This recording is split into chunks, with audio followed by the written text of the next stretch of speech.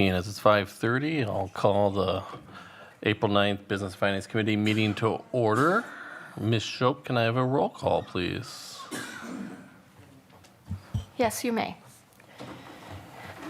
Tia Johnson, Present. Brian Nichols, Here. Brian Anderson. Here. All members are present. Thank you. We have an agenda posted. I would entertain a motion to approve the agenda. So moved. Second. All right, we have a motion by Board Member Nichols, seconded by Board Member Johnson. Any discussion? Hearing none, all those in favor signify by saying aye. Aye. Aye. Aye, that passes. We have our minutes out there. Any discussion on the meeting minutes? I would entertain a motion. So moved. Second. It's been moved and seconded. Any discussion? Hearing none, all in favor signify by saying aye. Aye. Aye. That passes. We'll move right on to item 2A with February 24 monthly financials. Mr. Chady. Thank you. Good evening.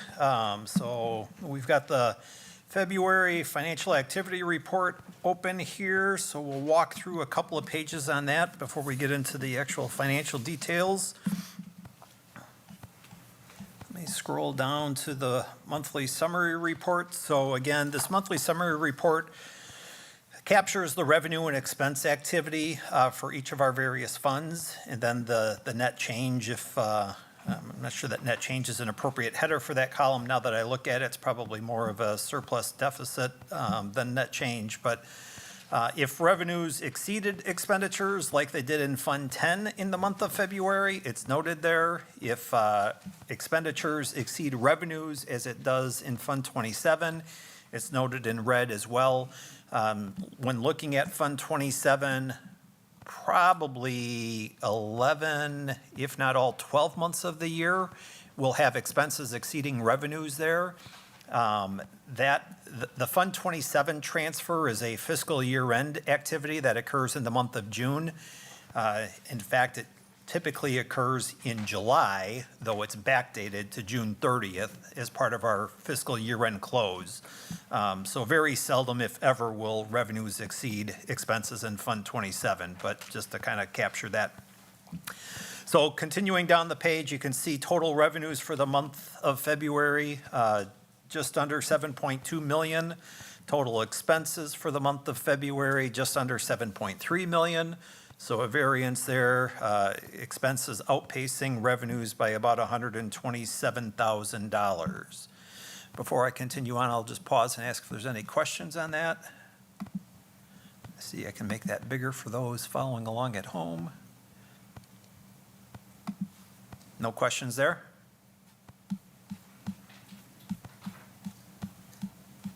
All right, I'll continue on. I'm going to go past all the verbiage because we'll kind of capture some of that as we look at the actual financial reports. So I'm going to jump towards the last page of the report, which shares our cash and investment report as of the end of February of 2024. And again, this is newer to this financial reporting. I think we unveiled this last month, if I recall correctly, maybe the month prior to that. But this report captures and quantifies the various accounts that the district has open at our financial institutions. Current financial institution, First Mid Bank and Trust. We also have some assets listed at Associated Bank. And then a former depository, American Deposit Management Company.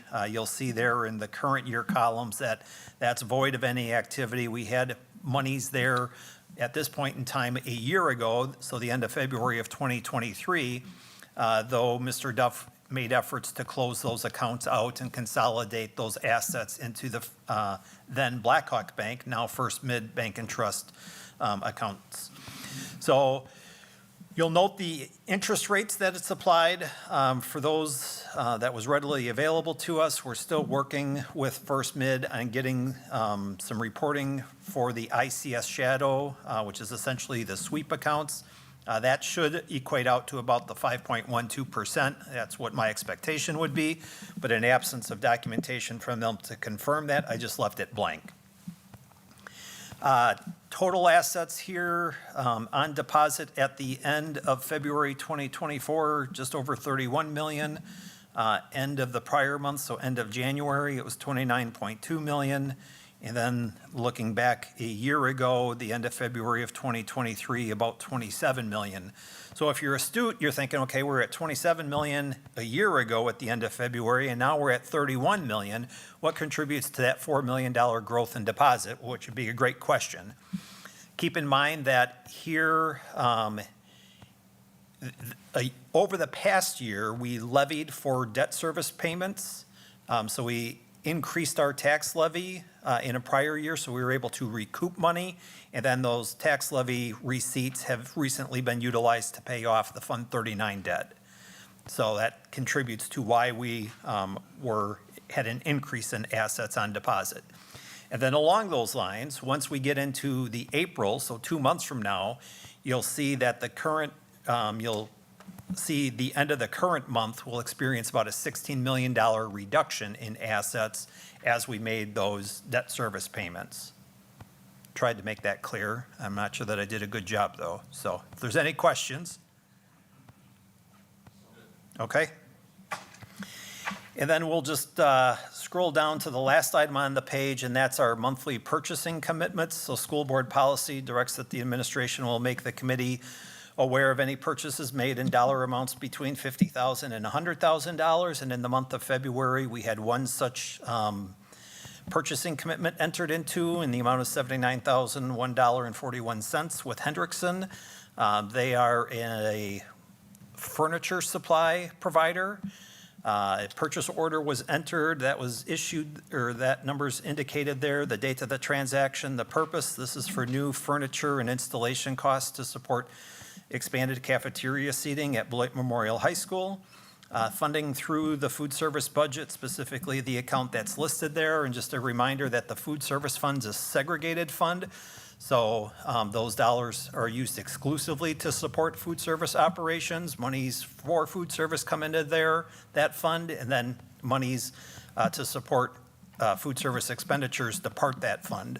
So those resources can't really be used, can't be shifted to our general fund for our day-to-day operational purposes for anything else. So just kind of noting that that one activity took place as required by board policy. And again, I'll pause before we continue on. Mr. Chady, how many seats did we increase in the cafeteria? We didn't actually increase the cafeteria seating at all. There was a classroom that was off of the cafeteria in the main hall that got repurposed from a former classroom into an expanded or an additional seating area. And the number of seats is a good question, Mr. Nichols, and I couldn't tell you off the top of my head how many that was. I'd have to look, and I'll make a note to check into that and try to connect back with members. Okay, thank you. Yep.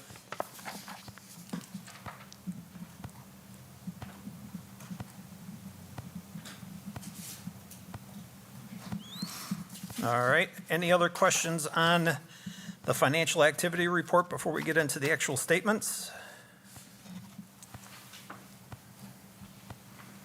All right, let's jump over to the statements and see if I can get this. Here we go. Let's make it bigger.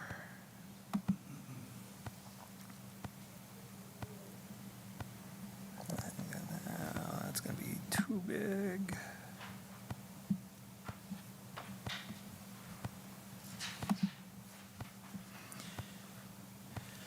So looking at February revenues, receipts, starting with Fund 10, our General Operations Fund. There we go. So looking at the bottom line, total revenues for the month, $5.65 million as compared to $1.4 million at the same point in time last year.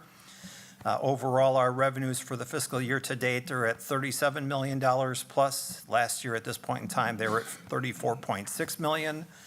So trending ahead along those lines.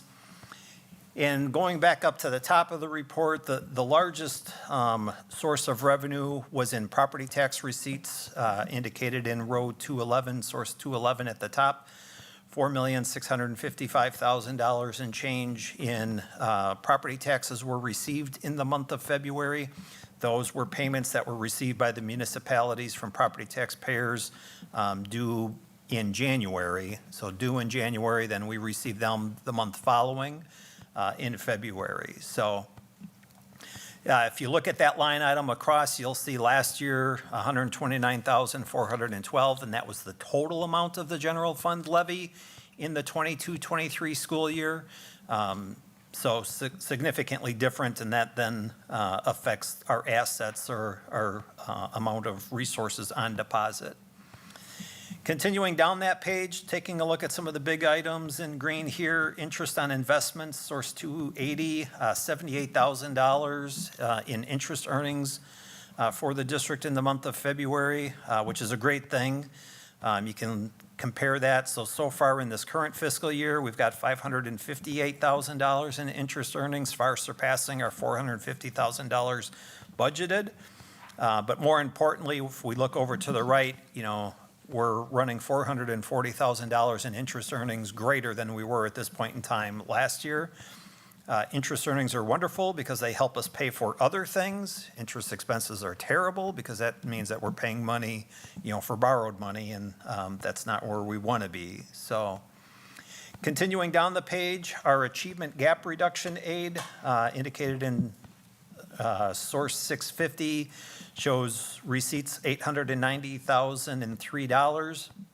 That was the same amount, I believe, or very similar to what we had received in the last payment.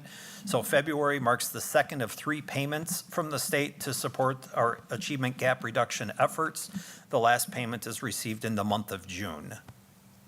And again, if you're looking at it on a percentage basis, 64.36% there this year is compared to 66.67% last year, so fairly close.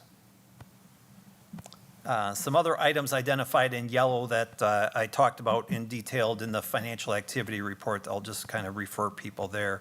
Before I go on to any the other funds, is there any questions on Fund 10 revenues that individuals may have?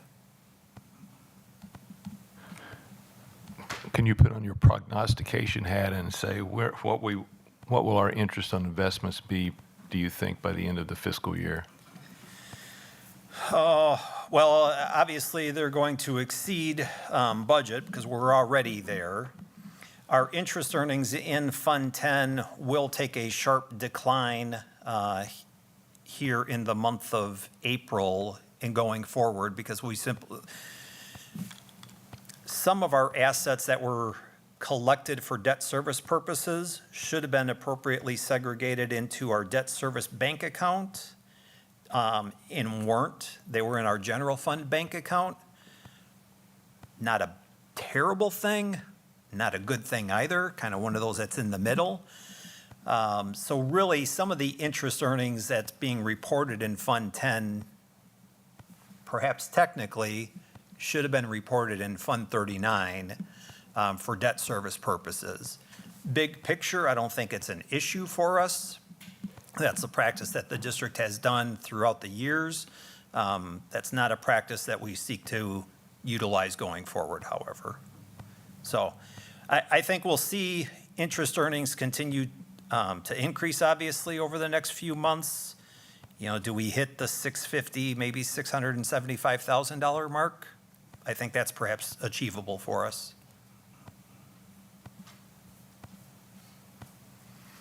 Continuing on, looking at Fund 27 revenues.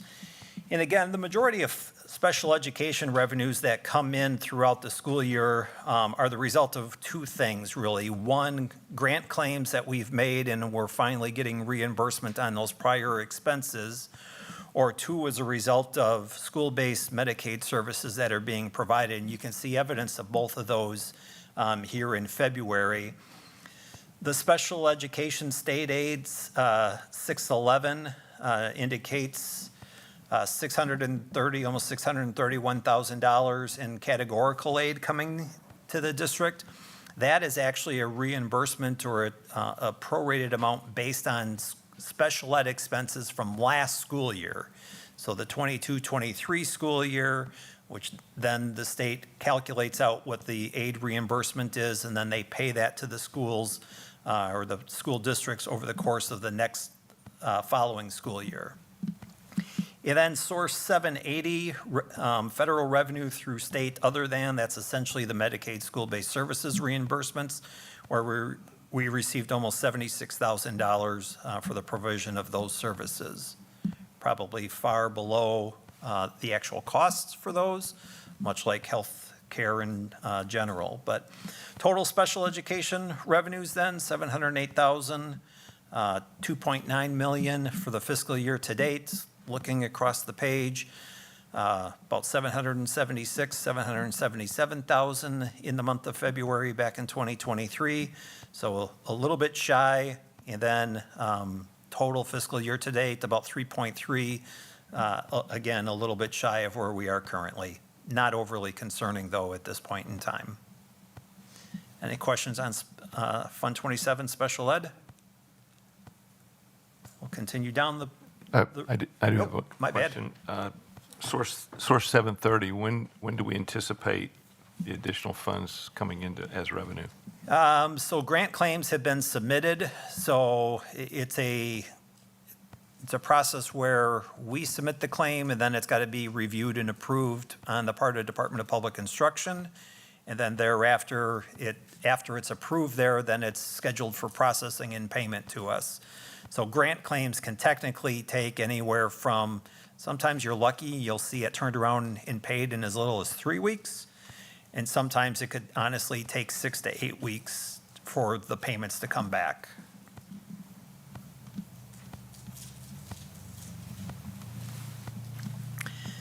The last large fund that we'll talk about is our food service fund, Fund 50. I believe that's on page 3 of the report, if I recall correctly. One large major source of revenue there in source 717, which is our federal food service aid. So again, at the end of every month, we submit reimbursement claims to the Department of Public Instruction based upon how many meals for breakfast and lunch we served separately at each of our schools. That then is reviewed by the DPI and return paid back to us using federal funds. And in February, we received reimbursements of almost $707,000. Total reimbursement or total revenues for the month of February in food service fund, $711,000. So you can see the lion's share of the revenues in Fund 50 are the result of our reimbursement claims. And then again, comparing that to prior year, just looking at fiscal year to date, 2.2 million this year, 2.2 million last year, a little bit trailing last year by about 65,000 or so. I'm sorry, that's just in the food service claim. And then total revenues, almost 2.3 million to about 2.36 million. So a little trail, but not anything that's concerning. And then again, looking at overall revenues, 7.166 million in the month of February as compared to 2.6 million for the same reporting month last year.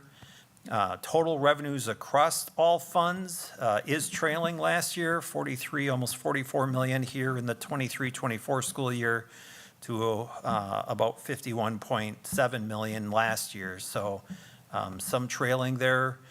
Some of that may very well be as a result of some of the grants, i.e. ESSER grants that, were larger that we had the opportunity to receive repayment on in the 22-23 school year.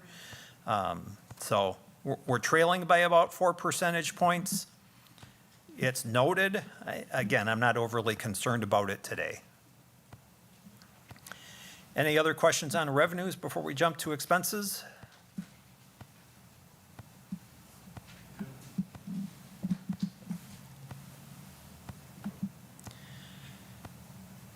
Lots of information here with the expenses. I'm not going to have to do it here, I think.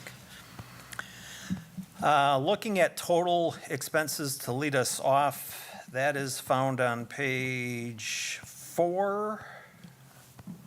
This is where I need my glasses. So total expenses in Fund 10 for the month of February, just under $5.5 million.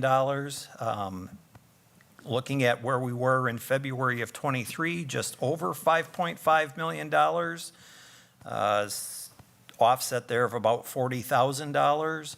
And then fiscal year to date, we're at almost 38.5 million fiscal year to date in the current year as compared to over 43 million as of the end of February in '23. So our expenses in our general operation fund are better this year than they were last year, which is also reflected in the percent fiscal year to date, 39.2% as compared to almost 43% last year.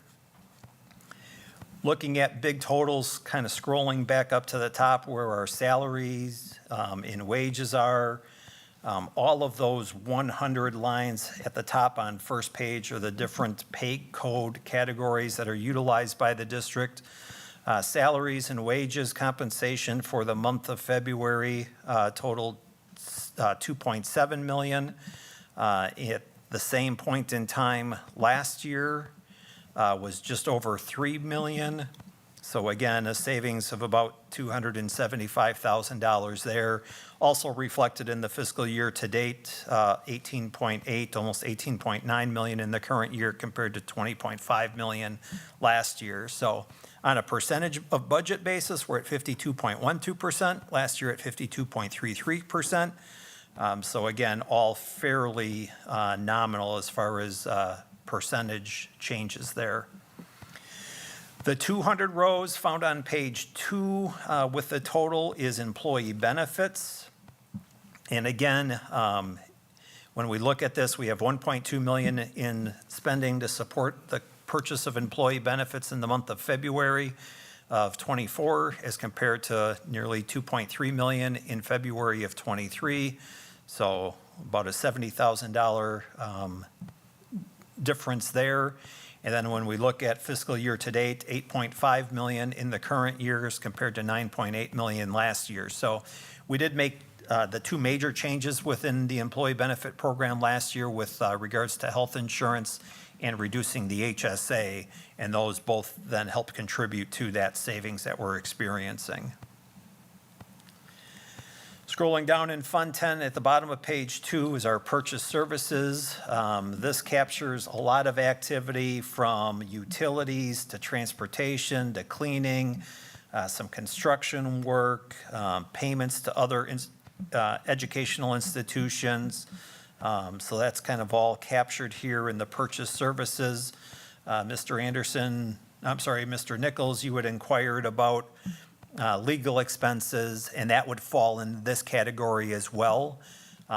Legal services would fall under the 310 personal services at the top of that row, along with many other things that get reported there. So we do break out all of those things with different function codes and location codes, but just kind of trying to help put the pieces of the puzzle together there.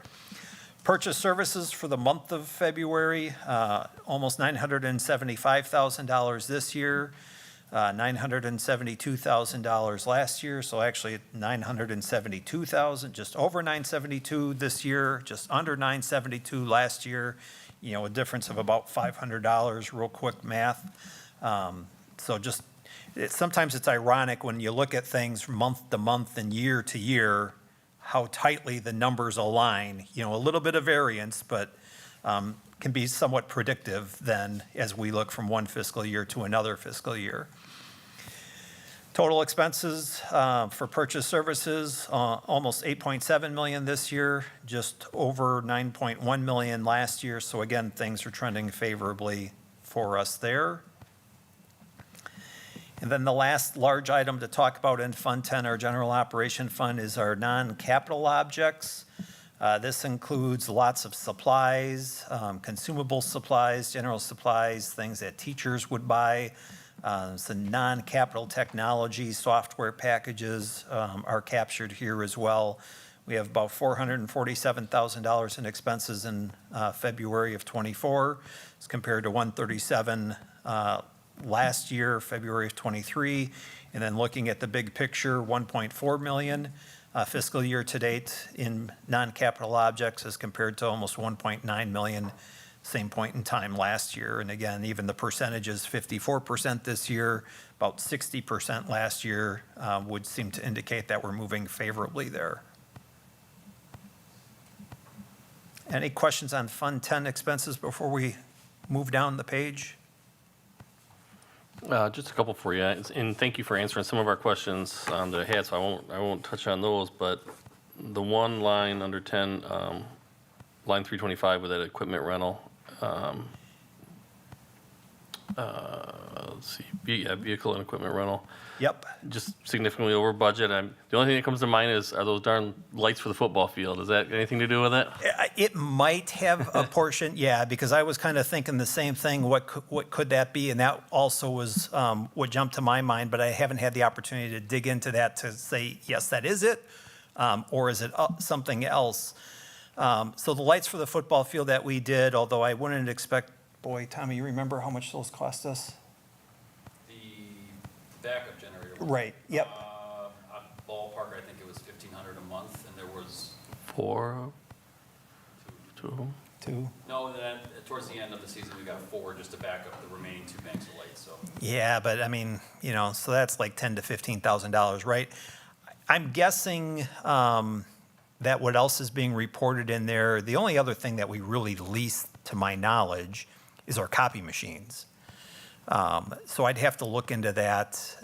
I don't recall any other leases, but And my only concern really is, are we renting something, kind of like with those lights, that we should just buy. be buying, right, to eliminate that? Because I'd rather buy than rent. Yeah, so. honestly, I've purchased copy machines in my other districts, smaller districts.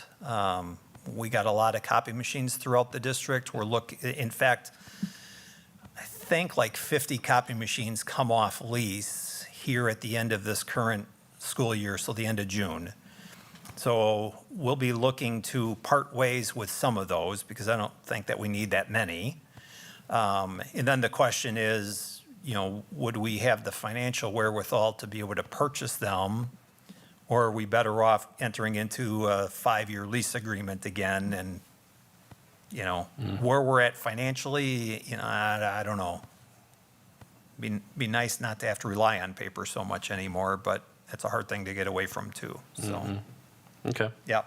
And then if we moved on to item 470 with again, go back to paper, the textbooks.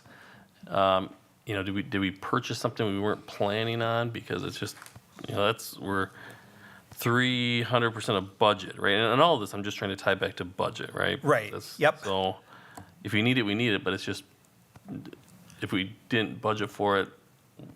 Right, and I vaguely recall that this may have been addressed earlier in the year, though I'd have to go back and look for certainty on that.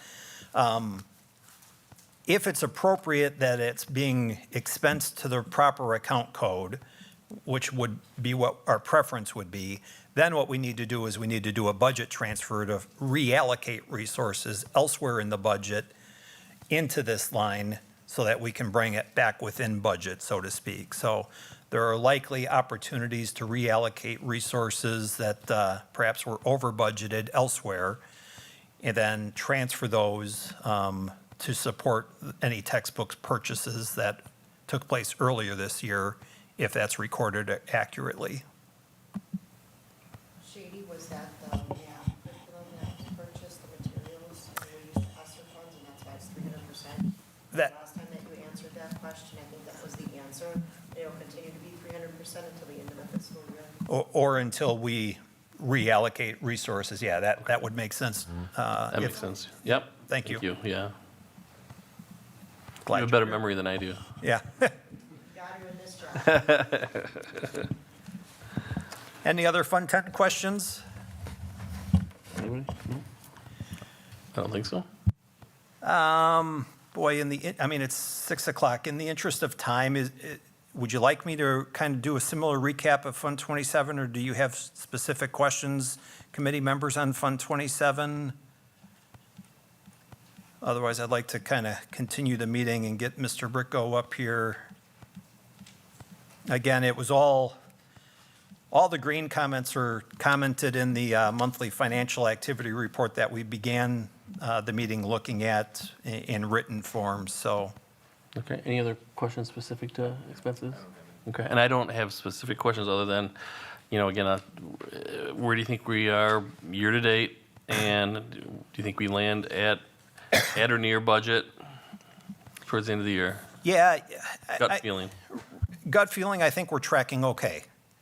Am I going to put money down to say we're going to end up on the plus side of the ledger? I'm not sure that I'd be prepared to put a lot of money down on that, a lot of my own personal money on that. There is so much activity that occurs in the month of June where we pay out or we account for July and August teacher pays and benefit costs. And in June is when we receive a lot of revenues from the state.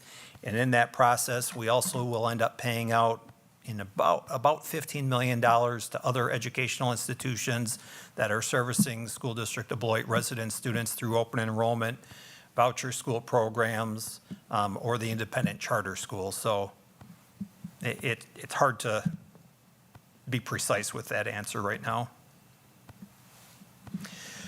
The one last thing I'd like to share real quick is the fund balance report as well. Oftentimes people speak to our fund balance and how much we have in fund balance and how's that being used, the capacity to use that. Fund balance is very much like a personal bank account that we have at home. Every time we have revenues come in, we deposit it at the bank, your bank account balance goes up. Every time the school district receives revenues, which is basically every day, we make a deposit, our fund balance goes up. And then likewise, whenever you write a check at home, your balance goes down. Same thing happens with the school district. We don't write checks every day. We do payroll every other Friday. We do accounts payable generally twice a month, sometimes a special run as well. But so just kind of it's one of those moving targets. But a good review of it here is our Fund 10 general fund balance at the beginning of the fiscal year. So this goes back to July 1st. We had $11.7 million in fund balance. At the beginning of February, here in the 24 calendar year, we had $10.1 million. So a reduction of $1.6 million. Yet at the end of February, our fund balance had grown to 10.3, so about a $200,000 increase in the fund balance. And again, if you go back to that monthly report in our financial activities, let me just pull that up real quick.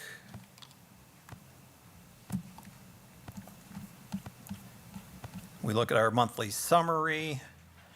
Well, I'm sorry, that's showing 1.2 or $120,000 difference deduction, but yet fund balance increase. I'd have to, this is just looking at Fund 10, my apologies. If we go back, you'll see Fund 10 net change of $188,000. So if we add that in then to the beginning fund balance, we should come very close or tie directly out to the ending fund balance, $10,291,000.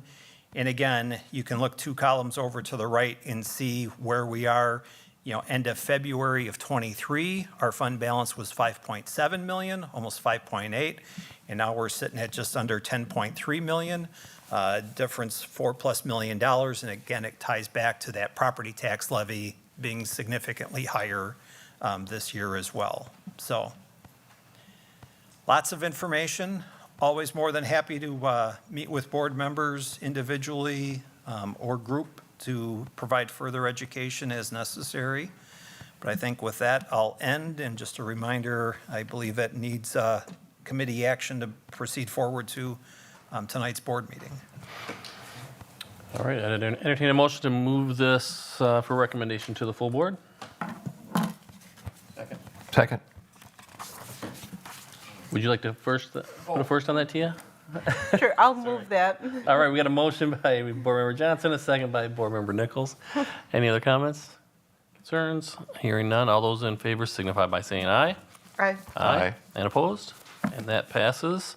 We'll move on to item 3A and the fire alarm system upgrades.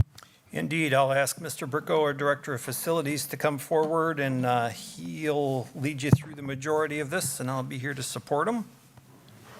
Want me to put my, No, we're good on here. I just need the agenda up. Oh. I've got it printed here. Oh, okay. How about that? I got you. All right. Good evening. So we're here. Everybody has the agenda in front of them. So we're here tonight to recommend the approval of replacing the BMHS existing simplex panel 4100 to the upgraded simplex panel for 4100 ES. What brought us here tonight, a little bit of backstory of where we're currently at. The existing simplex system at the high school was installed in 1995 with the addition of the back end of the school after that referendum. Since then, as any piece of technology, it's 30 years nearing, so it's at the end of its life cycle. Throughout my time here in the last year, we've had several, I want to say 4 false alarms happen, 2 during the school day, 2 after hours. Just to take you all through some of one of those stories, I was actually on foot with my secretary, Christy, way after hours one night trying to locate the faulty detector that came through on the alarm panel. Due to the outdated transponders as part of this panel, we were unlucky in locating what that faulty detector was in the school. So at that risk, we're also faced with having to pull fire guard duty. I'm sure folks in the room know what that is. If you can't silence or bypass an alarm, you have to hire folks to walk the building and make sure that no actual fires are popping up. So also worth noting that with this upgrade, Johnson Controls has serviced the high school for the last 30 years. The simplex system, Johnson Controls is the sole proprietor of that system. So I'm sure some folks have questions as to why this was not put out to bid. It is over that 100,000 threshold, but kind of thinking of this system as multiple units operating simultaneously. This is one component of this rather large system. It's a big piece. It's the main panel. It's the transponders. But it is my recommendation that we move forward with updating this panel to the Simplex 4100 ES. I'll stop there if anybody has questions.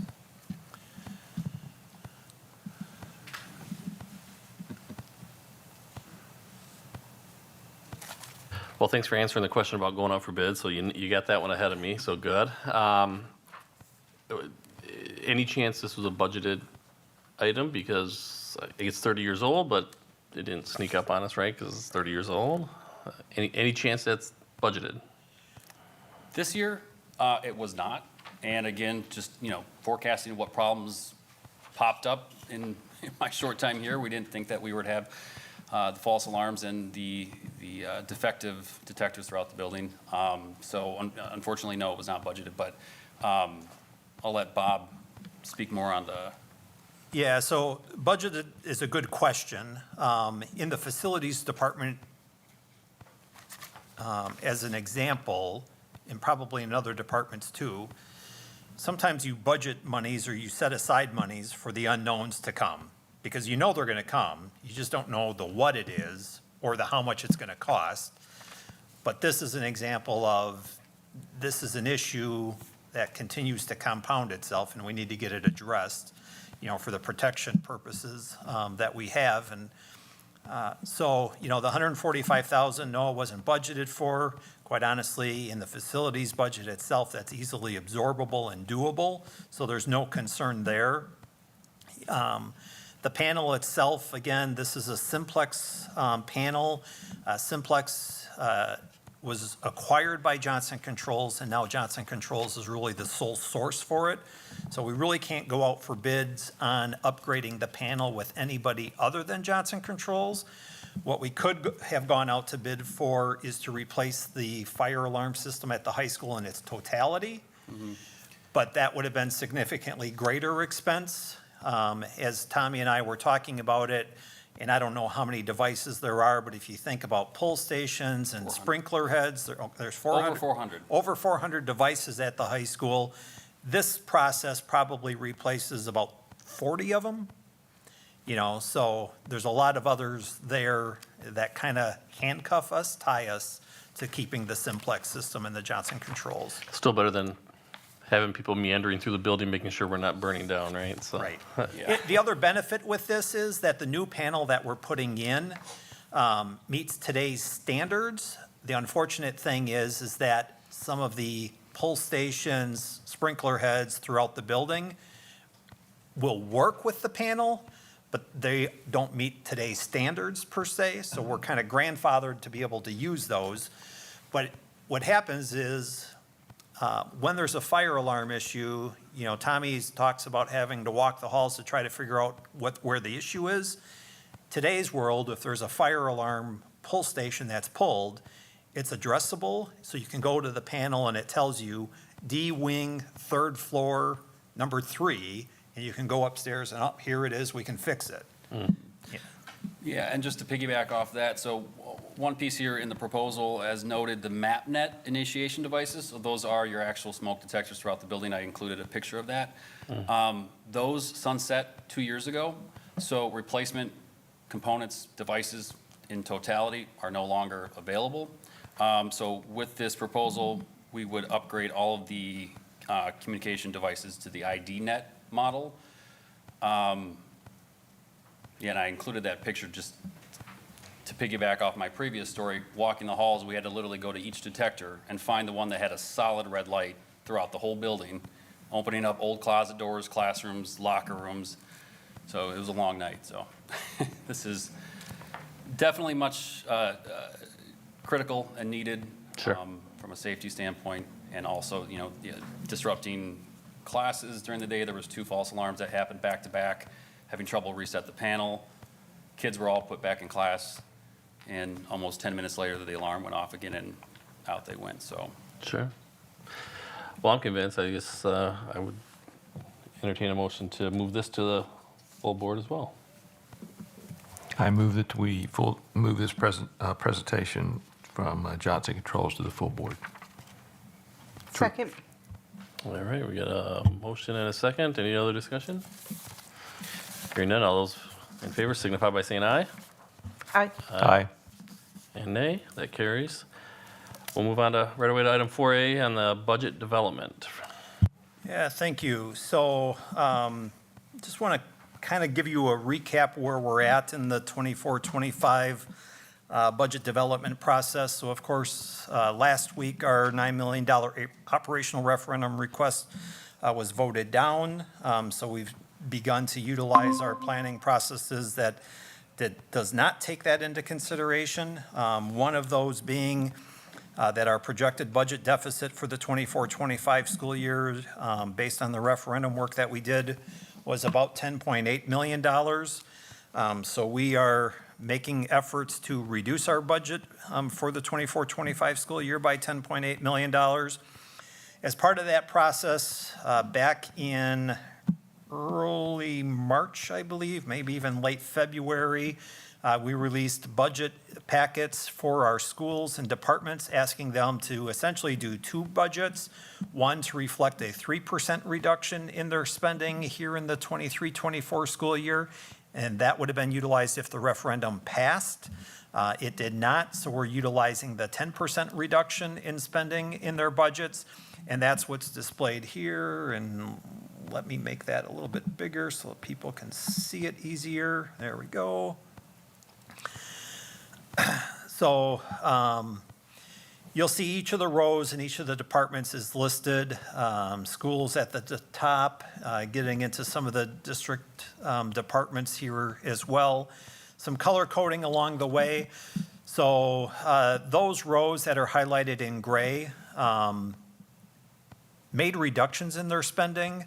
However, they didn't quite get to the 10% request to reduce spending by various amounts. Some were much closer than others. Some were further away.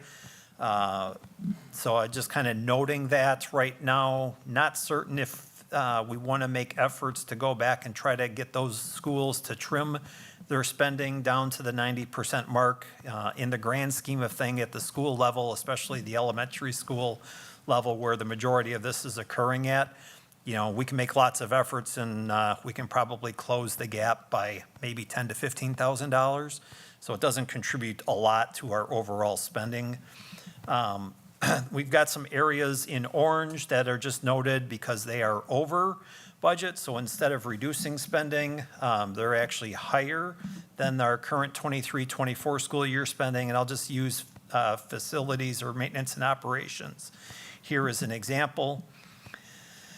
So, their budget last year was about 3.7 million, but yet we had a significant amount. All of our custodial, HES contracted custodial expense was being paid for through the ESSER 3 grant. However, that grant goes away because we'll fully consume those expenses. So that $3+ million in custodial expense then comes back into Tommy's budget. We'll be meeting with HES, our contracted custodial service, I think early next month, if I remember correctly, to begin talking about staffing levels. There's going to likely need to be some reduction in staffing and custodial support through the district in order to help bring that down. Overall, when we look at things, again, if we just look at the school level as an example, and I'll come down here and total that up, schools have reduced their budget by about $88,000 so far. At the district level, we've had budgetary reductions probably in the neighborhood of 1.5 million, but at the same token, we have increasing in expenses elsewhere that we still have to circle back on and work through. So just big picture overview of where we're at with school and department budgets right now, and hopefully next month we'll be back to provide some refinement to that. Before I go on to the timeline, just a quick check and questions from board members. Let me jump in before we go there. One of the things that I think we all still need to understand is that this is, the referendum, of course, wasn't successful, as Mr. Chady has mentioned, but it's also, this is still about funding, and we are, we're up against a lot of different challenges here in our school district, funding being one from the state. Naturally, that's something that we still need to keep, advocating for, both at the board level and both at, my level as superintendent, of course, Ms. Chady's level as the business manager, executive director. And so we have these challenges. These challenges are in our forecast. All right, I want to make sure that's also noted. Like, these are challenges that are in our forecast. They didn't just happen, okay? I think that's something that we need to note. So this budget conversation, we actually started having again last year because we had another unsuccessful referendum that didn't pass. And so, as it pertains to preparation for these conversations, we of course are having these conversations, but this takes a lot on our entire staff, having these conversations. And so one could sit back and look at, okay, make these cuts, do this, do that. But that's involving people. Okay, we are still in the people business, and that requires a heavy lift, especially when the funding is just not there. As more and more we come to grips with our financial needs here in our school district, there's going to be a continuous conversation around how do we get funding, to our district using everybody at the table, okay? And I think that's something that we all have to take responsibility for in our community, in our school district, on our board, because it takes all of us to figure this out. I do believe as a school district, we have painted a very clear picture, as much information as we can possibly provide to everyone who has a chance to look at this information. However, there's still a need for more opportunities for people to learn and understand, because some people get in the game early, some people get in the game in the middle, and some people get in the game at the end, right? And so I think this is going to be a continuous conversation for us here at the board level as well as the community level. And although our referendum wasn't successful, that is something that I do plan on still having throughout just having budget conversations and letting people know, like, this is where we are, here's where we're trying to go. Because we did gain some synergy in providing information to the public, but I want to continue that, moving into the decisions that we'll have to make here at the board. And so, although Mr. Chady has provided you all with some very clear information as pertains to our budget cycles, 3%, 10%, double, triple budget line items, I mean, this is a lot of work, and I just want to make sure that people understand that we're geared for the work, but the work will take all of us working together in order for us to accomplish our goal, which is making sure that we're doing what's in best interest for all students here in our school district. And you'll hear more about this in our regular board meeting, but I did want to put that thought into the conversation. This gives us a snapshot. Mr. Chady cannot, in an hour, tell you all every single thing that we have to do as it pertains to a budget. It's not possible. And so, like we've always stated, please reach out to us so we can have individual conversations to bring you all up to speed, but we will do the best we can to get you the information that's needed. Also, as you all are sending, questions to, different cabinet members, please remember to add me to those conversations, add me to those emails, only because naturally it comes to Chady or to someone else on my cabinet, those same questions come back to me. And I just want to make sure that we all are able to answer the same questions at a reasonable time based off of what we have going on in the board. So I would just ask that as a courtesy to the board. Naturally, don't care if you talk to Chady, don't care if you talk to Mrs. Mortag or Mrs. Beavers, but as we ask questions or get questions to anyone that's on my cabinet, I would appreciate it if we just remember to kind of add me to the email chain so that we can all kind of respond accordingly, because we all got a lot of stuff going on during the regular school day, and it's nothing like getting those questions because we want to get them answered. But then I get a question, naturally from, Mr. Chady around, 3 o'clock, right? Because he's busy doing stuff, and I want to make sure those questions get answered. And so I just want to make sure we're able to meet each other's needs by reminding each other to please put me on those emails as needed. Thank you. Yeah, looking at the budget timeline then going forward, so here we are in the month of April. Typically, school districts in April are looking at their student fees and if there's any adjustments or increases. And honestly, I don't even know what Beloit's practice is on fees. I got to educate myself. Perhaps a bigger thing, more noteworthy item is in the month of April, state statutes requires the preliminary notices of non-renewal for any certified teaching staff to be issued and approved by the board. It has to be board approved and then delivered to the affected individuals no later than April 30th.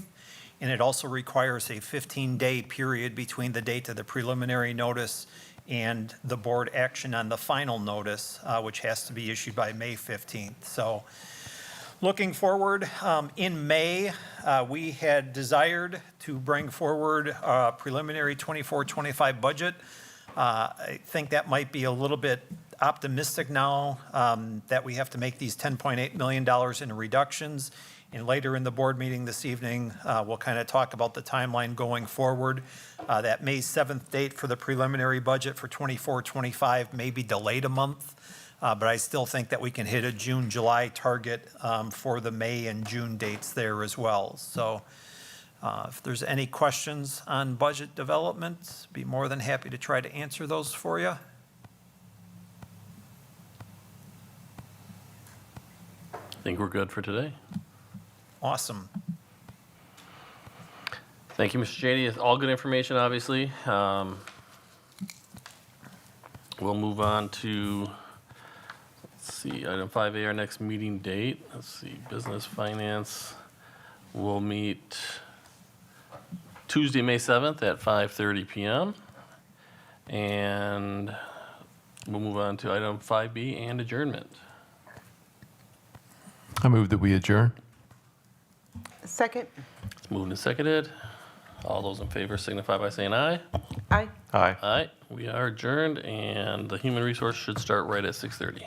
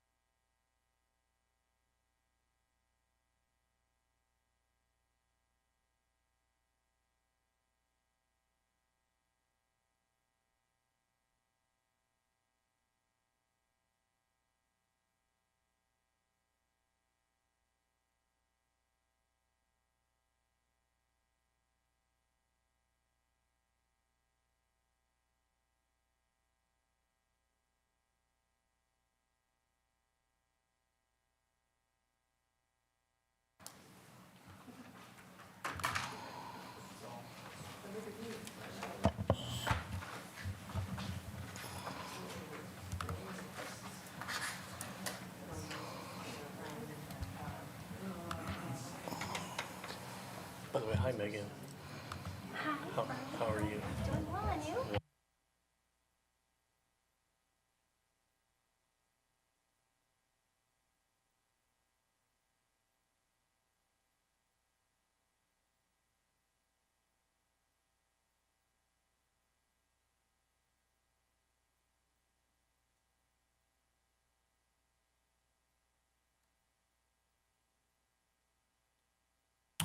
Okay. I'm going to call to order the April 9th, 2024 Human Resource Committee meeting at 6:33 PM. Mrs. Shope, could we have a roll call, please? Yes. Tia Johnson, Present. Brian Nichols, Here. Brian Anderson, Here. Megan Miller, Present? Amy Levy, Here. and Greg Schneider, Present. and Sean Levy. Present. All members are present.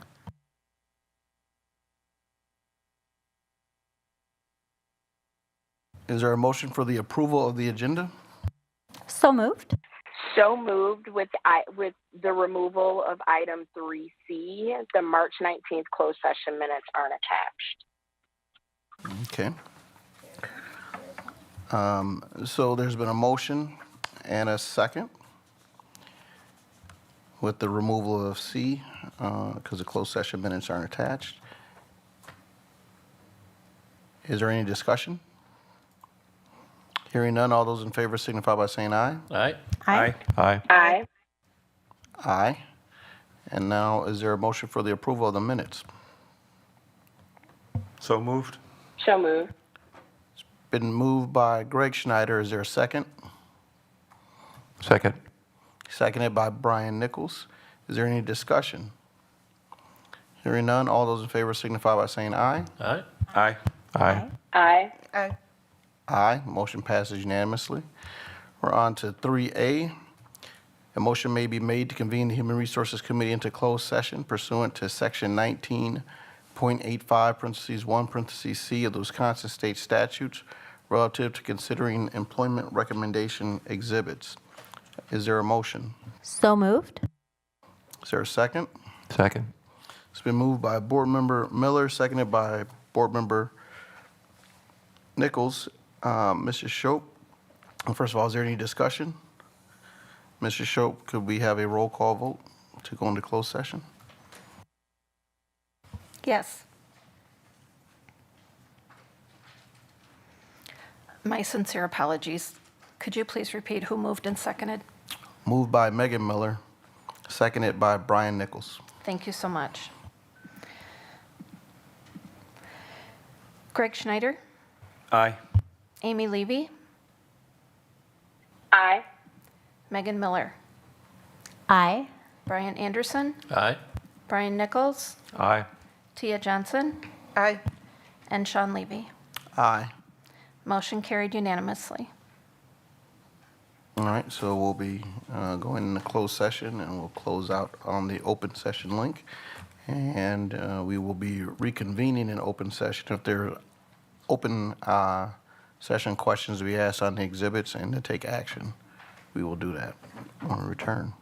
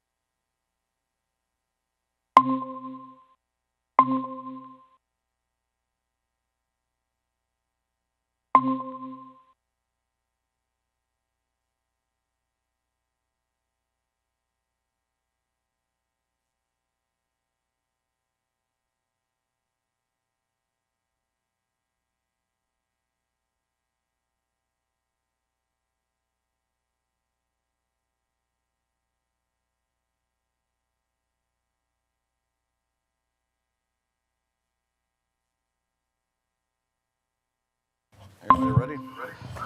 Oh, that's me.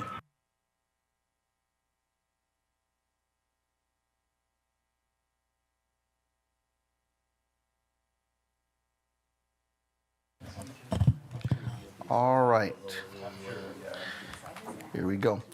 So the Human Resources Committee has reconvened in public session in order to take action if necessary on items discussed in closed session.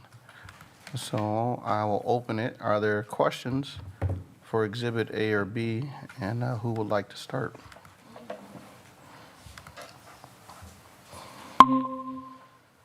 Okay. Does anyone have questions for Exhibit A or B? Okay. Is there a motion for Exhibit A and B? I move approval of Exhibits A and B minus the paraeducator and counselor positions from Merrill. Is there a second? Second. It's been moved and properly seconded. Is there any discussion? Hearing none. All those in favor signify by saying aye. Aye. Aye. Aye. Aye. Aye. Aye. Aye. Motion passes unanimously. Is there any other action? I move to approve Exhibit A, Merrill Para, and counselor recommendations. Okay. Is there a second? Second. Could we have a roll call vote, please?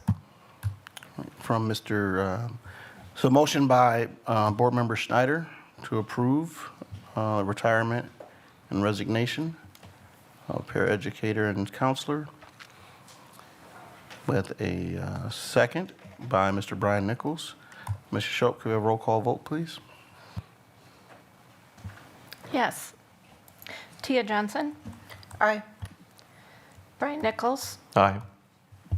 Brian Anderson, Aye. Megan Miller, Nay. Amy Levy, Nay. Greg Schneider, Aye. Sean Levy. Aye. Motion carried 5-2. Okay. Was that was A and B, and then the last two we picked up? No, I think it was just A. Okay. So we have, is there a motion for Exhibit B? So moved. No. Nope. Sorry, I included A and B minus the two, so we're all good. I am so Nope. Okay.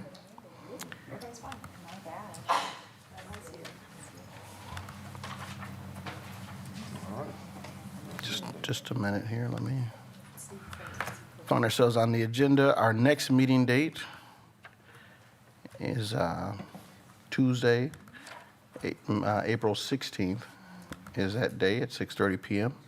Is there a motion for adjournment? So moved. Second.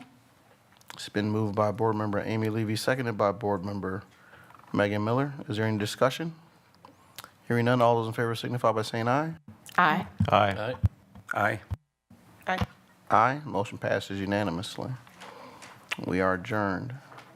And we'll start our next meeting in about 5 minutes here.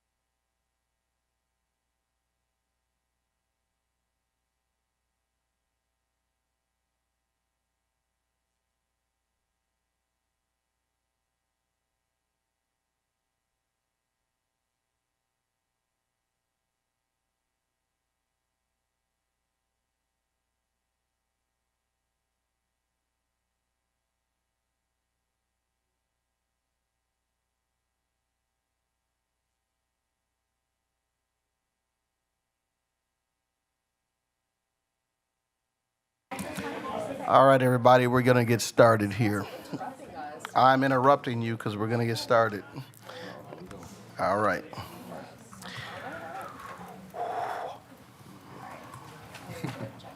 Breathing. We'll figure it out as we go. All right. Going to call to order the April 9th, 2024 regular board meeting at 7:11 p.m. Mrs. Shope. First, let me read this announcement. The Board of Education would like to let our families and viewers know that our regular board meetings are being simultaneously interpreted. You can watch the Spanish interpreted meeting through the link found at the board website under the Watch Meeting tab with tonight's date. In order to accommodate this interpretation, we will be monitoring the pace of our meeting to allow time for the interpretation. And I'd like to remind our board members and others speaking to please speak one at a time. Thank you so much for your consideration and understanding. Mrs. Shope, can we have a roll call, please? Yes. Tia Johnson, Present. Brian Anderson, Here? Brian Nichols, Here. Megan Here. Miller, Present? Amy Levy, Here. Greg Schneider, Present. and Sean Levy. Present. All members are present. We are at C, approval of the agenda. Is there a motion for the approval of the agenda? So moved with the removal of item 8B as in boy. We didn't have closed session minutes for our regular board meeting on March 19th. Okay. Is there a second? Second. So there's a board member, Amy Levy, with the approval of the motion for the approval of the agenda. Minus item 8B as in boy. It lists approval of closed session minutes, but we didn't have closed session minutes at our last regular board meeting. Okay. And then we had a second by board member Schneider. Is there any discussion? Hearing none, all those in favor signify by saying aye. Aye. Aye. Aye. Aye. Aye. Aye. Aye. The motion passes unanimously. We're now at our Pledge of Allegiance, and I will lead us in our pledge. I pledge allegiance To the flag of the United States of America and to the republic for which it stands, one nation, under God, indivisible, with liberty and justice for all. All right. We're now at our moment of public comment. We do have one email and possibly one in person. So let me read our statement. The Board of Education meetings are conducted for the purpose of carrying on the business of the schools.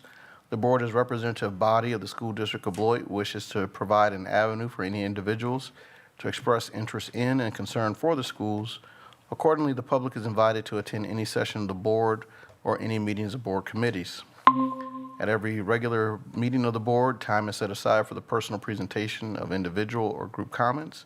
Each person wishing to speak during this time shall complete the public comment card with their first and last names, home address, including city and state if other than Wisconsin, the topic to be addressed, and whether you are speaking for or against this topic.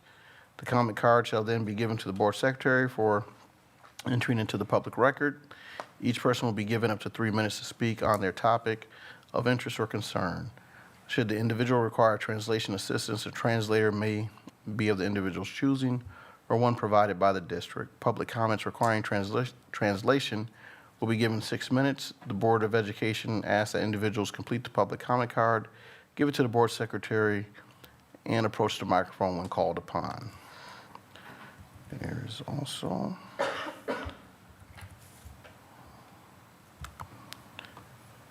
and we also have to have our norms for participation.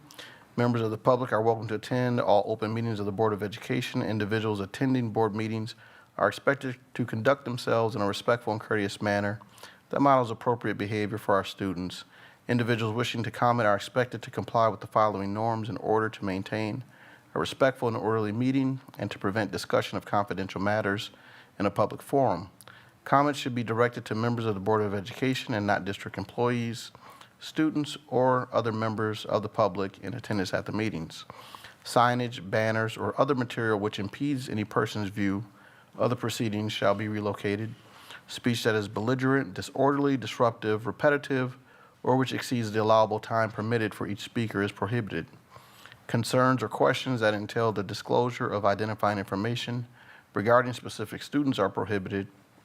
A response from the board, if any, will be limited to clarifying inaccurate information, seeking additional information from the speaker, or acknowledging that the speaker has been understood. The board will not debate with an individual, and the board may not take action on an item raised during public comment that is not on the meeting notice agenda. The chair will interrupt and rule an individual who violates any of these norms out of order. If ruled out of order by the chair, the individual's opportunity to address the board will end immediately, and the microphone will be turned off. Thank you for your participation and courtesy. Mrs. Shope, can you begin with the email? Yes. This email is from Christopher Gamachi. Sorry if I mispronounced your name. What is the purpose of these half days you all give out to these students? To me, and I'm sure other parents agree to this, having it twice a month is completely ridiculous, as well as I have never seen a school district with so many days off out of the year. I remember when I was in elementary school and only days we had off was for Christmas, 3 days, and spring break, 3 days. And if we were ever off school due to weather, those spring break days made up for the time off we had. I feel like your teaching staff need to suck it up, and they also have 2 teachers per room. They are off during the summer. Thank you. And we have in-person comment, public comment. Yes, I'm sorry. I have public comment from Shirley.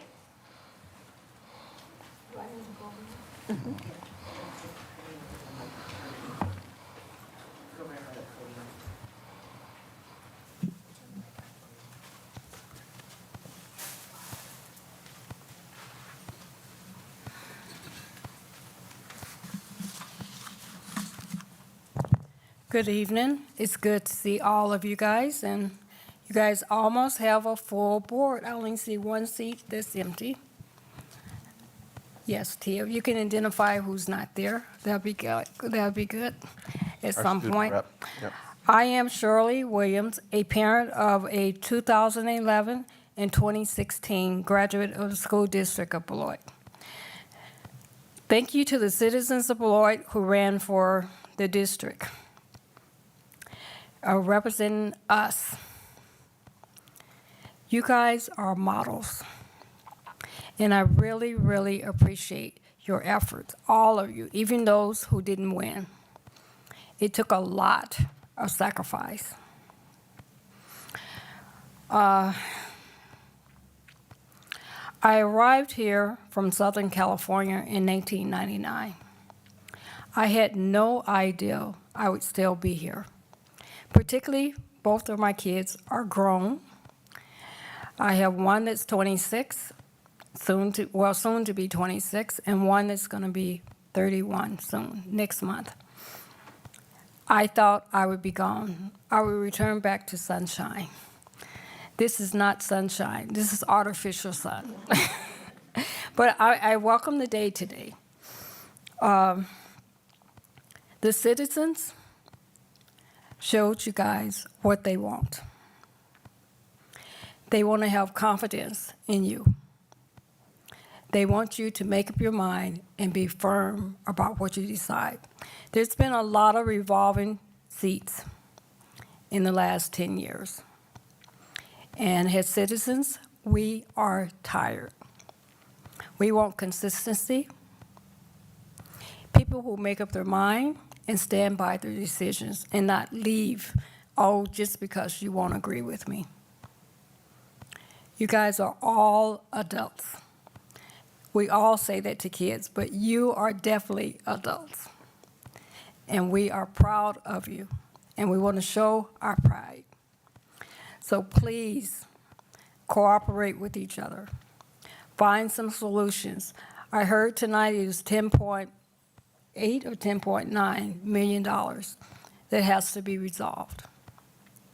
and we each have our pet peeve. I too. But I have to compromise. I'm a parent, I'm a citizen. I don't have $10 million to give you. If I did, I would give it to you. Please open your mouth and stand firm. Our kids need you. They're looking at you as examples. If you argue and bigger, I didn't say that word right. That's what they're going to continue to do. We want them to be models for our community, and you are the first models. Thank you very, very, very much. And I look forward to hearing a very successful meeting tonight, as well as for the rest of the year. And that 10 million or something, even though we have some wealthy people in the neighborhood, in Beloit, yes, in Beloit, but they're not going to give $10 million and throw it away. You are our leaders. Please stand up for what's right. Just don't carelessly, okay, you can have it and leave. We don't need that anymore. We need consistency. Look at you guys, no one's smiling. You guys don't enjoy your work? Well, please find a way to smile. It's good work. You're building the future. You're setting an example for the future. And the future is looking at you. And I'm not the future, but I consider myself the future. I am looking at you, and I admire every single one of you, because I could not do your job. I couldn't find $10 million and cut it and tell people, unemployment, bye. That's hard. Please, please be responsible. Thank you.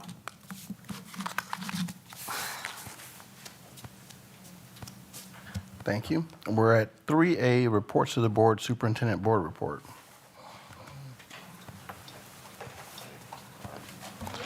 So first of all, let me just say thank you again for all of the hard work that went into our referendum this past year. One of the things that I'll touch on, of course, in a later report, I'll do some more things, but I first want to just thank all of those who came out and supported the referendum, as well as those who came out to vote. It's always a tough conversation to have in the school district, especially when you're looking at funding and knowing that there's a funding mechanism here in our state that doesn't provide us with everything that we possibly need to do the work of educating all of our students, and not just in the school district of Beloit, but across many districts in Wisconsin. And so again, I want to say thank you to all of those who came out and voted, and of course expressed your right to vote. Naturally, there's some other things I'm going to touch on. Again, I'm going to touch on the referendum a little later, but I wanted to start off with that. Beloit Memorial High School art students are showcasing their artwork at the Beloit Art Center at the 15th Annual School Art Exhibit, I think that's what it's called. You can view their artwork through the month of April. Continuing in the conversation around art, our art students are also showcasing their artwork at the Beloit Public Library. You can actually go and view their artwork through the month of May as well, okay? I shared with the board a Ford NGL featured article, national newsletter that came out, especially as it pertains to the work that we're doing. The article acknowledged the great work happening in our high school and the collaboration we have with our business partners to ensure our students have work-based learning opportunities that outpace the state. Big shout out to, of course, our entire team, Principal Emily Plales, the academy coaches, Dale Prouse.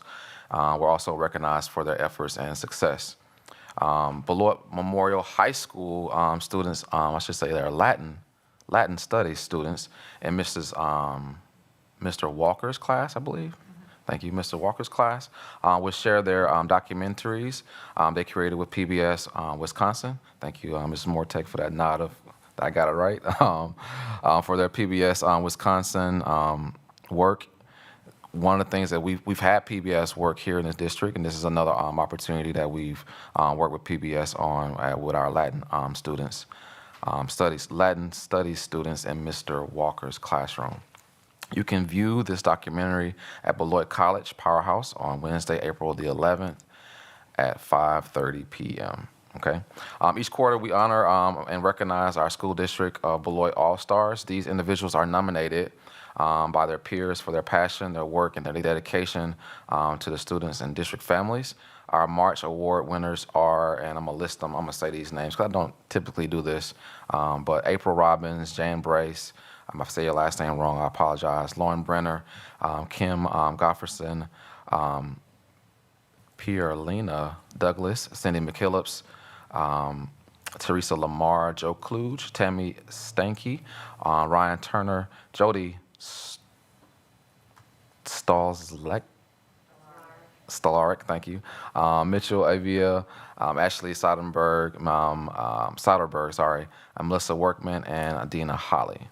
Finally, I hope we all had a chance to watch the eclipse with glasses yesterday. I'm going to make sure I put that into the room with glasses. I think it's very important that we add that. It was exciting to see the excitement across, the nation, of course, also here in Wisconsin. It felt more like a late afternoon, though, since we didn't get the full, sun coverage. The next time will be, I believe, 20 years from now when that'll happen. And I'll, if I'm still around, I will ask the board to take a trip with me to somewhere in the United States so that we can all see that. And so, again, the eclipse was very exciting. Hopefully everyone got a chance to go out and look at it with glasses. And so that's my board report for today. I have questions for Dr. Garrison. No, but I will put in a plug that you can recycle your Eclipse glasses by mailing them to the P.O. box. And, maybe we can share it. It's if you Google, where can I send my glasses? I sent like 9 pairs today because then they reuse them. Okay. Item 4A, committee and other board reports. Business Operations and Finance, Teaching, Learning, Equity, and Pupil Services, Governance Committee, Legislative Update and Policy Committee. I'll jump in with the Business Finance Committee. We met earlier this evening. We covered the February financials and discussed some upgrades to the high school's fire alarm systems. Both of those appear on tonight's consent agenda. And we also talked a little overview on the budget timeline, as that's coming up to that time of the year. And our next meeting date, if those want to join us, is Tuesday, May 7th at 5:30. We did not meet this evening for Teaching, Learning, Equity, and Pupil Services Committee, but I believe however, our Executive Director, Ms. Moratek, would love to share some thoughts with us.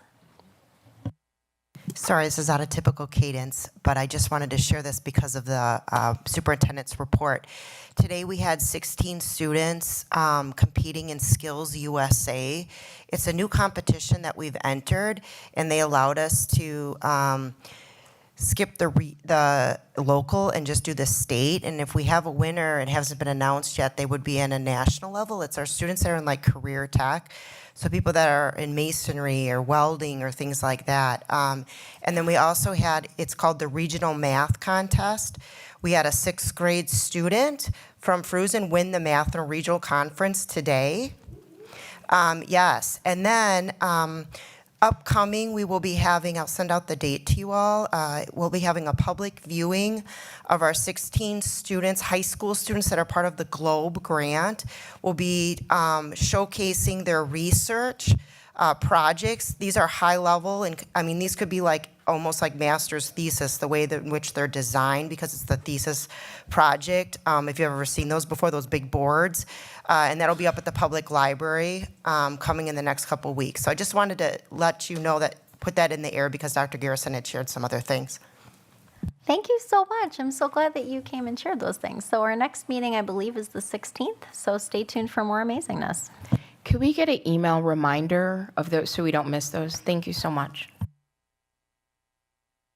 The Governance Committee, we did not meet in March. We had a legal update with soil sample was that, and so we did not meet.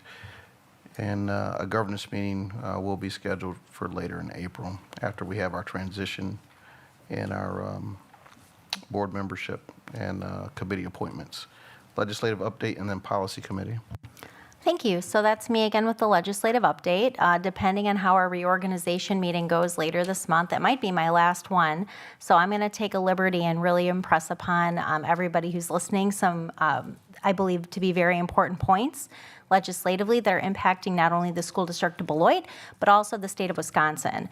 So if you view the attachment, it's the standard format. I did include, there's a highlighted section underneath referendum statewide. So as we all know, our referendum was unfortunately unsuccessful here in the school district of Beloit, along with most, not all, but most other referendum questions in Rock County.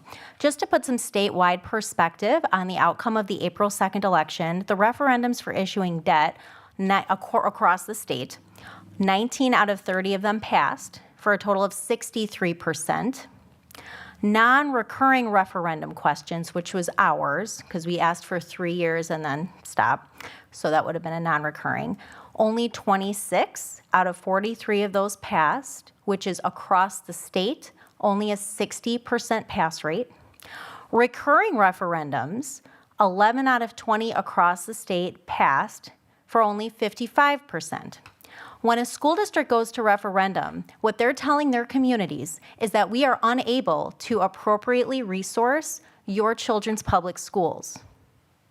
So I want us to just sit for a moment with how low those percentages are across our state. We're over, actually I'm going to mess up the math here, but about a quarter of our school districts had to go to referendum. We'll be going in November. Several more have gone in the past.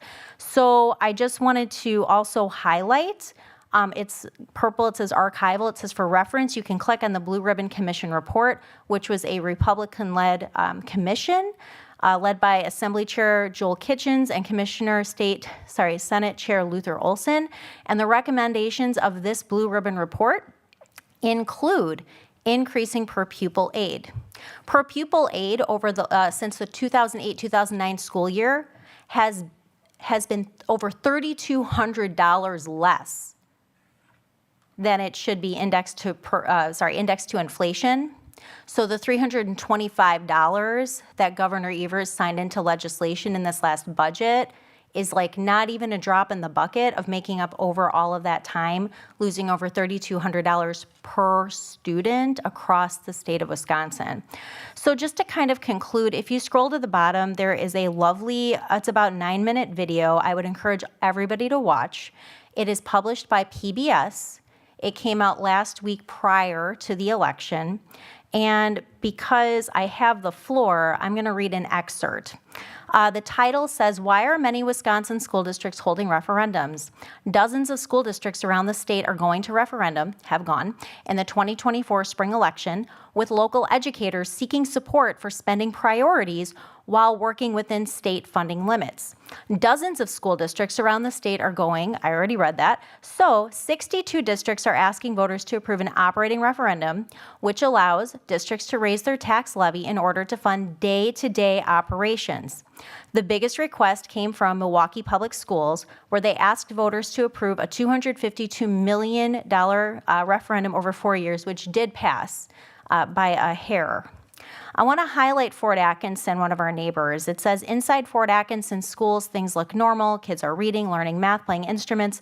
But things could look dramatically different in the fall if the voters don't approve, which unfortunately for our neighbors, they did not, the operating referendum on the April 2nd ballot.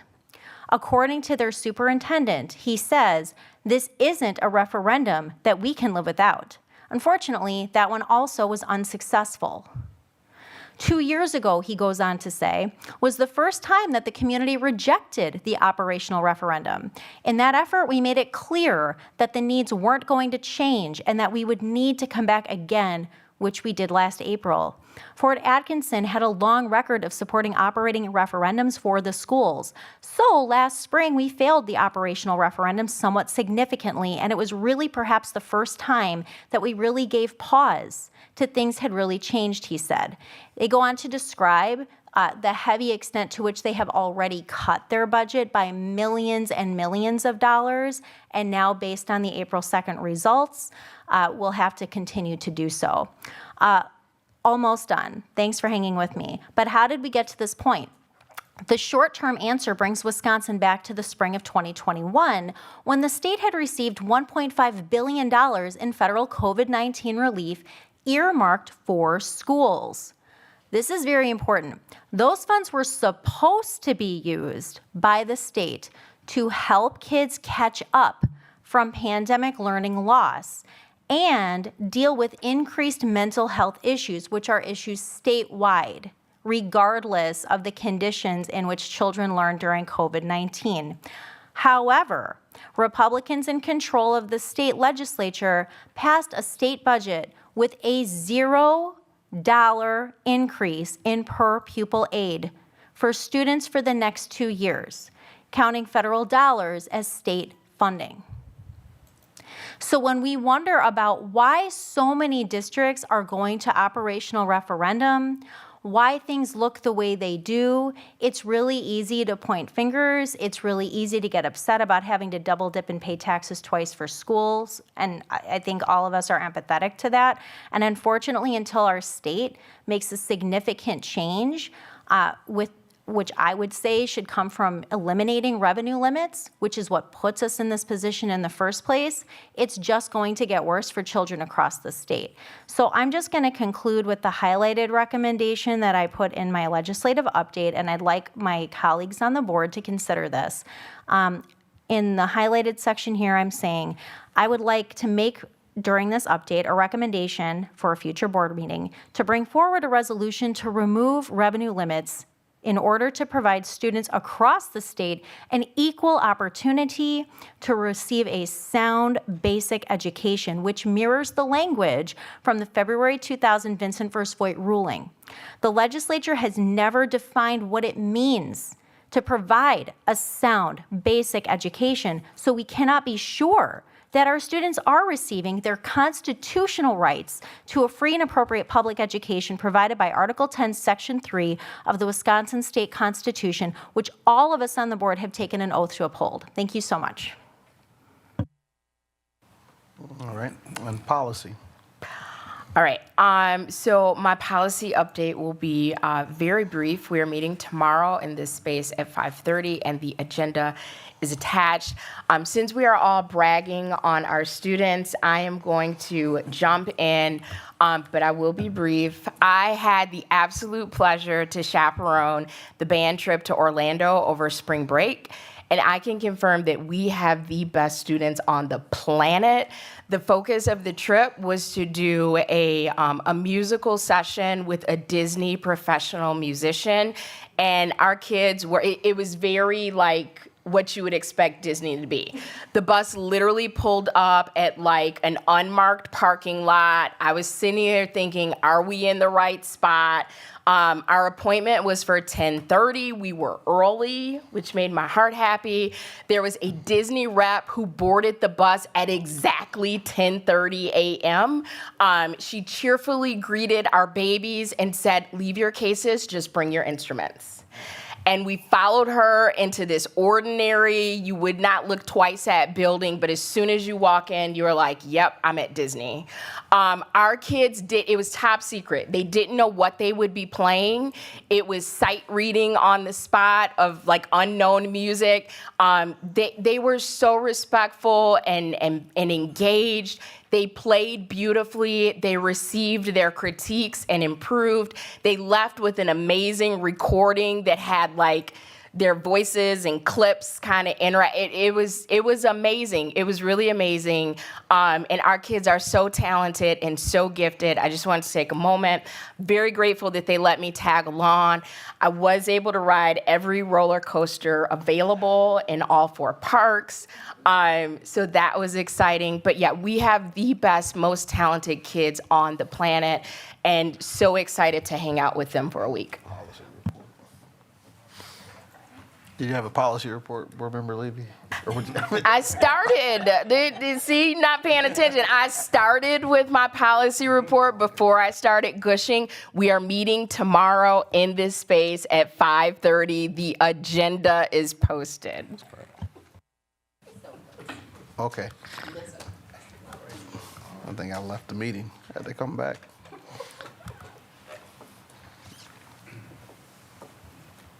All right. We are now on to discussion items, superintendent referendum report, and overview of district facilities. Sure. So we will start with the superintendent referendum report. Let me first start off by saying that, again, as I've already mentioned, it's a lot of work that goes into a referendum. And I would like to pause there because I have a team here, my executive team, of course, that has helped me tremendously put together this previous referendum efforts. And I would like to say thank you to each one of you for the work that you all helped me with. Mr. Chady, thank you. Mrs. Christopher, thank you. Mrs. Almendaris, thank you. Mrs. Beavers, thank you. Mrs. Moratek, thank you. To all of my administrative team, I would like to also say thank you for the work that you all put in as well. Mr. Bricko is also a part of that administrative team. He's in here in the room, so again, thank you, Mr. Bricko, as well as every one of my principals, all of the assistant principals. This is a heavy lift, and I think sometimes it goes without saying that the work that it takes to do this type of work is long. It doesn't just start, when we have a resolution, right? And we had that resolution back in, I want to say, September, early October. And then, of course, the work begins. And so one could argue from September to now, we've been working feverishly to get the word out around our needs here in our school district. But if I was to take a step backwards and remind people that when I came to the school district of Beloit, we had some needs then. And we broke our backs trying to make sure that we got that information out. And although that referendum was also unsuccessful, I believe it was still needed. A lot of things have transpired since then. We've laid out our budgetary needs very clearly. Again, whether you get into the game of the conversation early, in the middle, or late, our needs are still the same here in the school district. And I knew that we needed to go to referendum when I arrived here last year. And I knew that if that one didn't pass, there was going to have to be another conversation because we have budgetary needs here. And not only that, there's a space that has to be recognized. When you look at a budget, you're not looking at just this year. Okay? You're not looking at just right now. We're looking at our entire forecast over sometimes 3, 5, 7 years. And so the writing was on the wall before I arrived that we needed funding. We went through the process, it didn't pass. The writing was still on the wall after that, which brings us to kind of where we are right now. And so I wanted to take the time to kind of lay out, of course, where we've been, where we are now, put some thanks into the room, but I also want to thank everybody who helped us in this conversation this time around. And I'm gonna name each, and of course, if I miss somebody, forgive me. But Beloit's Backyard Kids, Beloit College Students, Beloit Educational Association, Community Advocates Partners, Greater Beloit Chamber of Commerce, Greater Beloit Economic Development Corporation, Justice Overcoming Borders, Letters to the Editors, Supporters, League of Women Voters, National Association for the Advancement of Colored People, and or the NAACP. School District of Beloit Families, Students, and Staff, Wisconsin Educational Association Council, and or WEAC, and of course our yard sign supporters. One would argue that everyone that you see here on this list everyone that you see here on this list is everyone that you see on this list, but there's other people who also supported our work that are not nameless in this conversation. But again, I wanted just to make sure I say thank you to everybody who went out and wanted to support this conversation of the referendum needs here in our school district. To the board members, I didn't forget you, all right? I want to make sure y'all know that. I kind of wanted to put a pause at this point right here. There is a need that we have here in our district where we're still trying to gain trust. And for whatever reasons that is the work of the entire board and me. Okay? This is the work of the entire board and me. But there's only so far we can say, hey, come to the table, come to the table, come to the table, come to the table. At some point, our community has to want to come to the table because the offer is there. The conversations are there. How will our community come together is yet to be determined because there is some separation, I like to say, here in our school district where you have a group of us who believe everything school district of Beloit and want to see us to be successful. And then you have a group of us that may have questions around what we are doing and if we are being successful. And then there's a group that may not want to see us be successful.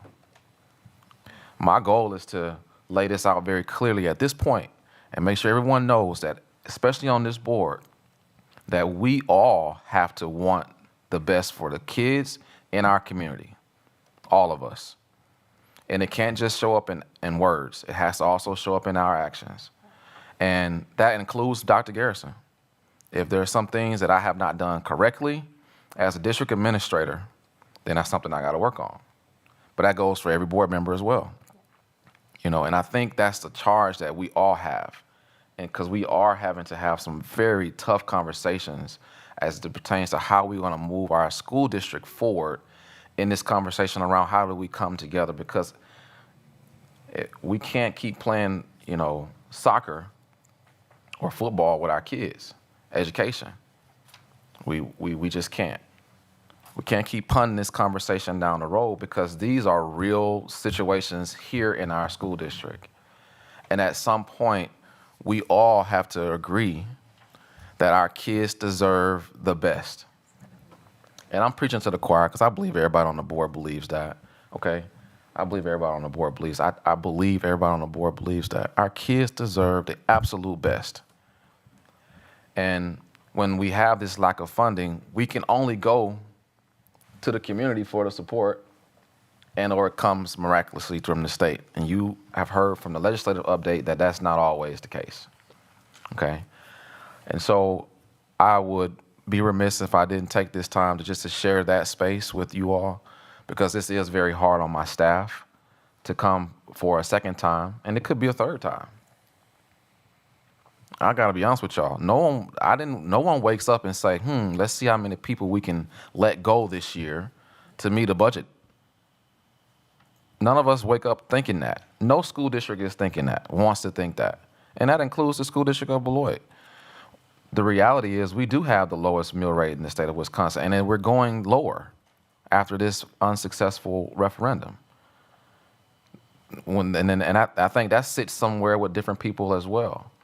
However, we still have the opportunity to make this change. Once it's changed, we have multiplicative growth. Understand what that means. If we can see these changes made, which we have started to make some changes, we've garnered some momentum, right? We've balanced the budget. We have, of course, increased our attendance. Not attendance. We've increased our enrollment. We've maintained our enrollment, so we didn't see that huge dip off. We have, of course, had 2 years of success on our report card, and the list can go on and on. So we can say these things right now, proudly. We should be saying these things right now, proudly in our community, and it shouldn't be left off the table of we hope for something more later. Give us more. Give us more. Give us more. In the same token and in the same vein saying, well, we want to give you less and give you less. Those two things are at odds. They are at odds. But what's most important in this at odds conversation is we are harming our students. We are harming our students by not supporting our overall needs for our school district. And no matter how you feel about it, whether you were for the referendum or against the referendum, our needs are very clear. We've been very transparent around what our needs are. Okay? And I think the more we talk about it, the more we are able to, make some better decisions for the students and, of course, our staff here in our school district. And so I wanted to lay that out that way. I had to take the time to, put that on the table. And before I go forward, if there's any board questions that you all may have about my opening statement, please let me know at the current time before I move forward with the presentation. I don't have any issues with your opening statement, but thank you for asking. I just wanted to reiterate that thanks to the team. I know it can be deflating to work so hard and then come short of the goal, but the work definitely doesn't go unnoticed and is very much appreciated. And I know that if we need you to, which we will, that you guys have the professionalism and the oomph to rally to do it again. So thank you so much for what you've done, and thank you in advance. Thank you. Yeah, I would just, at that point, I don't have a problem with the statement because I do think that I agree our community has to come together to do things for our children. One of the things I think about, even as you make this part of the conversation, is if you go back to the presentation where there's like the 3 years when our tax levy is like $10.10 thereabout. And so that's probably 4 or 5 years back. And the thing that I leave for our community in that regard is some of the actions that we took over the last 2 years, there needed to be planning then for what needed to happen in these years.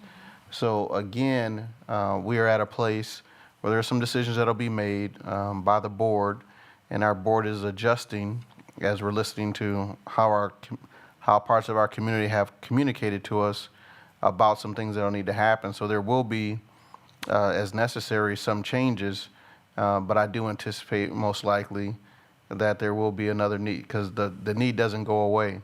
One of the things that I said is that even last year when we asked, we should have asked earlier, and if you don't say yes today, we're going to have to ask again tomorrow.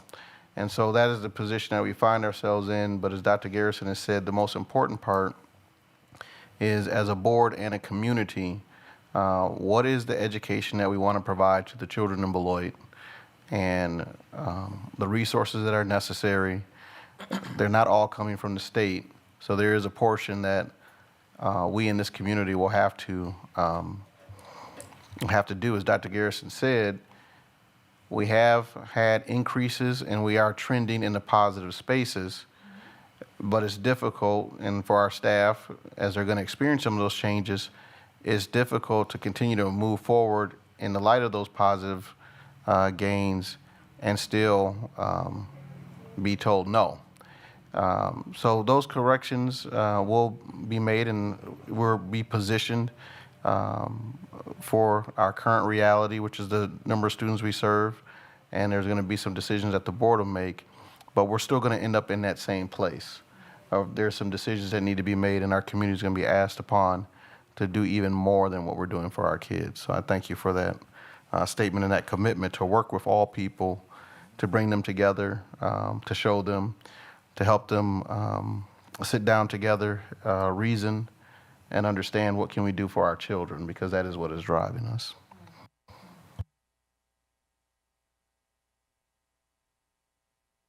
Okay, so any other questions from the board, statements? My job as a district administrator is to try to bring us together as much as possible. And you will look at this list and you will see I really did try to gather the momentum of the community in this referendum. You know, my first one, I just really didn't have enough time. But this one, I went all in again, right? And so that's the responsibility that I hold as a district administrator. These people don't all just come together just magically. It takes the work of many individuals and many conversations, and for that to happen. And so that is my responsibility as a district administrator, to see what I can do to bring people together. And then, of course, when the people vote, they vote, right? And we move forward from there. Just to give you a real quick recap of kind of what we asked for, $9 million over 3 years. Of course, it was unsuccessful. 2031 votes voted yes, and then 89 voted no. 59% to 41%, bless you. And so those were the reporting results. Of course, these still have to be canvassed naturally, but these were the reporting results as we have them. Oh, I'm sorry. They were canvassed on Monday, right? Yeah, they were canvassed. I'm sorry. You're right. Yep. These were canceled. I believe those numbers. I believe those numbers. Okay, got it. When I put this out on Friday, I accept the results of your work. I accept those results. when I Yes. yeah, it was mature. I don't want there to be any question. Yeah. When I put this out on Friday, it was stuck in my brain. Of course, we had the canvas on Monday. Thank you for that clarification. And so these were the results as they stand. Of course, what you see here is for non-recurring purposes consisting of operational maintenance expenses, including staff compensation benefits. And I'm not going to read this slide to you. You all have been a part of the referendum, so you all kind of know what we were looking for. Of course, if we made it very clear throughout that if it did not pass, there would be, budgetary cuts. And of course, this would be a district-wide budgetary cut of approximately 10%. But we also made the statement that our district will look differently. Okay, we also made that statement, and I wanted to just pause to let everyone know that when we say that, yeah, maybe your individual child's experience won't change, okay, but I have to look at the entire school district. As a district administrator, I have to look at the entire school district. And so just because maybe your individual child's experience won't change, that doesn't mean that somebody else's child's experience won't change. And I think when we have these conversations as a collective, it's easy for us to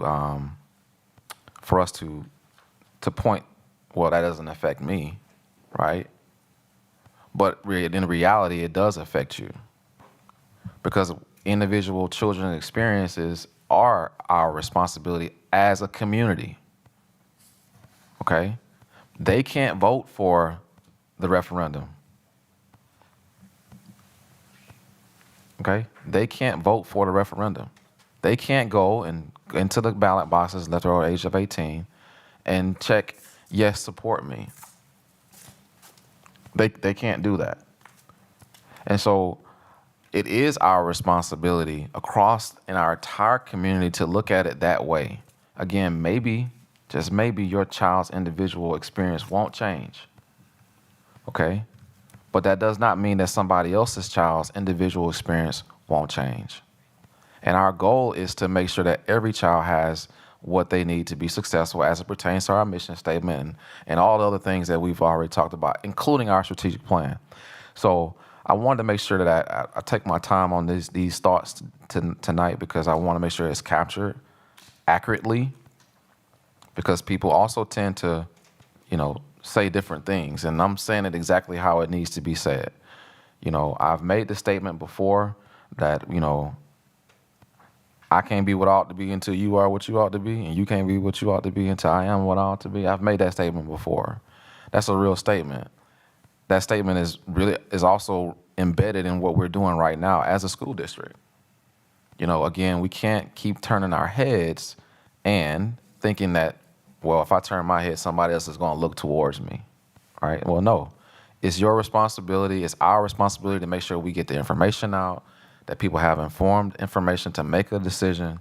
And of course, the public did come out and vote, but our needs are still there, right? Our needs are still there. And so this is not like a bashing of those who voted no. Let's make sure that's also understood, okay? This is, our needs are still there, right? So although you voted the way you voted, our needs are still there. They would have still been there with a yes, because we budgeted for $9 million, not the 12.8 that we probably needed to be successful for the next 3 years. And so we still have those needs. Again, even with a yes, we still had those needs. So even with a no, we still have those needs, right? And so again, this is not a bashing of those who didn't support this referendum conversation, but this is a conversation around we still have those needs. And so how are we going to get to that $10.8 million? Well, this slide here kind of gave everyone a glimpse around what we would need to make reductions in, as well as what we would use the money for. And I was very clear about that along the way. We'll probably need to make $2.25 million in compensation cuts and compensation and benefits to maintain class sizes. That number could be higher.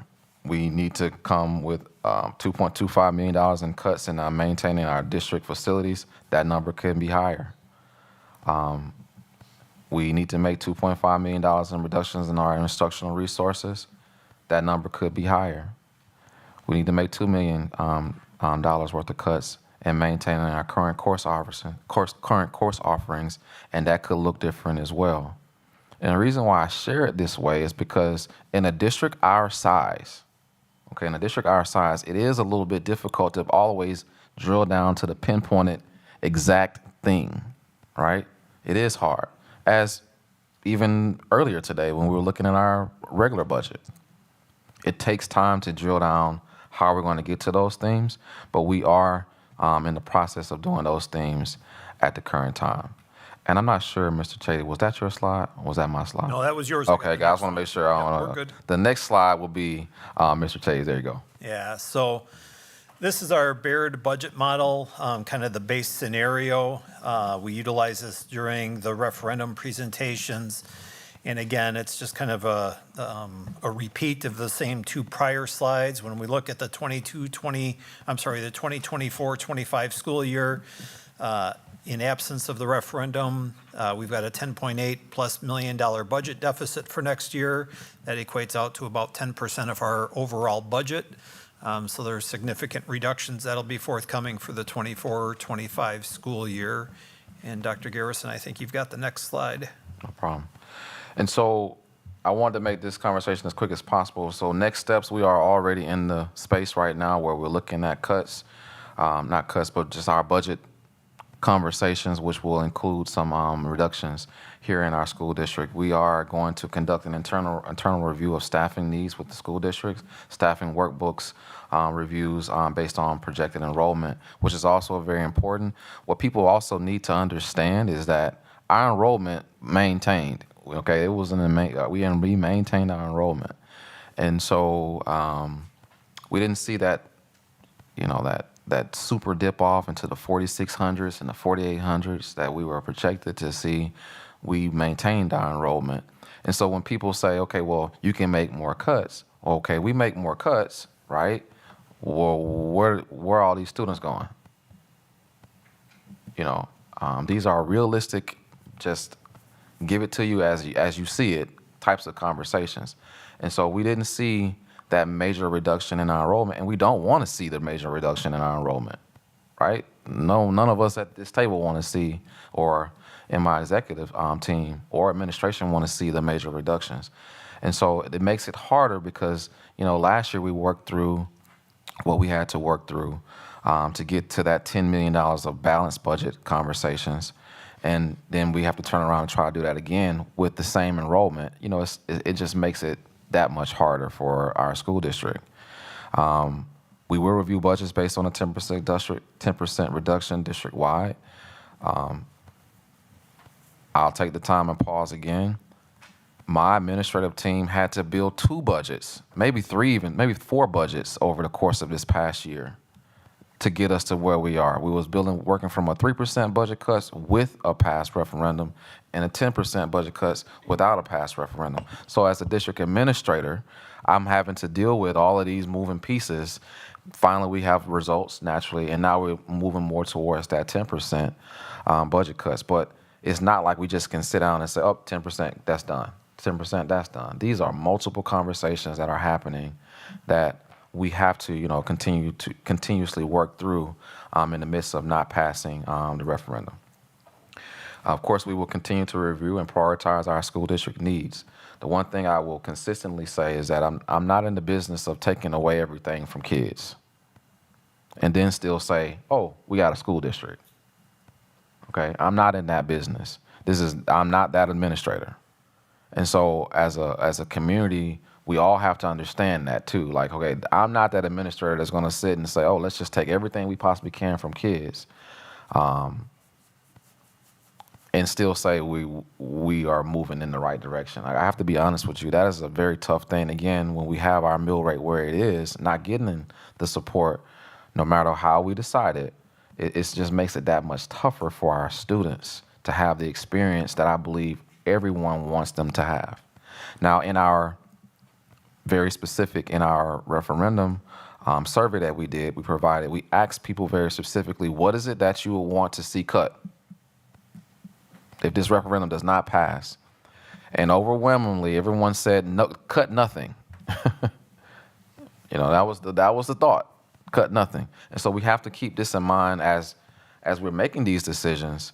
Our public doesn't want us to cut anything, but it also has to see where our funding needs are as well. So we will continue to have to work together. Is it okay if I ask a quick question? I think Board Member Anderson, if memory served me correctly, brought up a very good point, because I thought I found it challenging that the support was there at the lowest rate, but then no cuts. They didn't want any cuts to be made. But to his, I think, wise point, they didn't want any of the things listed to be cut. If we need to move forward, and I don't want to be presumptive, if we need to move forward with referendum again and we do surveys, et cetera, could we make a note somewhere to see if it's possible to have that be open-ended as well? So I would like to see cuts in X. Like, it's not on the list, but this is the thing that I would be comfortable with cuts. I think that might give us some useful information. That's fair. Thank you for adding that thought to the conversation, Mrs. Levy. So we will still review and prioritize our school district needs. And I'll turn it back over to Mr. Chady, in which, from a budgetary perspective, we're going to try to work from this. I want to make sure everyone knows this, though. This is our hopes. We will try to work to this as closely as we possibly can. But as more information is gathered and more decisions are made, these dates or these opportunities may look a little different, but I do want to make sure that you all know that this is kind of what we have in place moving forward. Yeah, trying to be prospective and looking forward with regards to the 24-25 budget. Just some of the key things, I think. Here in April and May, there are certain statutory deadlines with respect to issuance for teacher contracts for the 24-25 school year. Preliminary notices of non-renewal must be acted upon by the school board and delivered to the recipients by the end of April. And then final notices need to be performed in the same fashion by the school board, delivered to the recipients by May 15th. And noted between those two dates, there needs to be 15 calendar days of separation as well. So April 30th action would not provide for a May 15th action item. So that first bullet really speaks to teaching contracts because of the statutory deadlines, not because that's where the focus is, but that's just because of the timing implications that we have to do. We'll have other staffing reductions, hopefully wrapping up by the end of May. Those staffing recommendations would be for any non-teaching staff or individuals that receive a certified teaching contract. And then non-staffing cost reductions by the end of June. So earlier this evening in the Business Finance Operations Committee meeting, you heard me talk about a potential for a preliminary budget for 24-25 coming to the committee in May. And then I also talked about that may be delayed a month, both May and June, as a result of these two items in working through that. Dr. Garrison talked about the continued need to reduce and prioritize our spending. We also need to get back into the Baird budget model now and begin revising that model and building upon the projections in the budget model for the referendum. A number of estimates and assumptions are used, which is not uncommon and very traditional in approach to building the budget. As time goes on over the next really 6 months or so, a lot of factors become known. And one of those factors was the Consumer Price Index, the CPI, for bargaining units becoming effective July 1st of 2024. In the budget model, we utilized 4.25%. It was a guess. The CPI actually came in at 4.12%, so there's a slight savings opportunity there if the full amount were to be awarded. We'll continue over the next months between now and really October to provide monthly updates to the Business Operations Finance Committee meeting on the 24-25 budget. And then we'll also obviously need to look and assess, determine any future operational needs and evaluate the potential for a future operational referendum. I don't know that the school board has acted upon or indicated any potential date. It seems to me that some members of the public have their thoughts on things, but we'll see how the school board approaches that as we move forward over the next few months as well. Sorry, that concludes our very brief but detailed superintendent's report on the referendum. And again, I'll take any questions from the board. Board members with questions.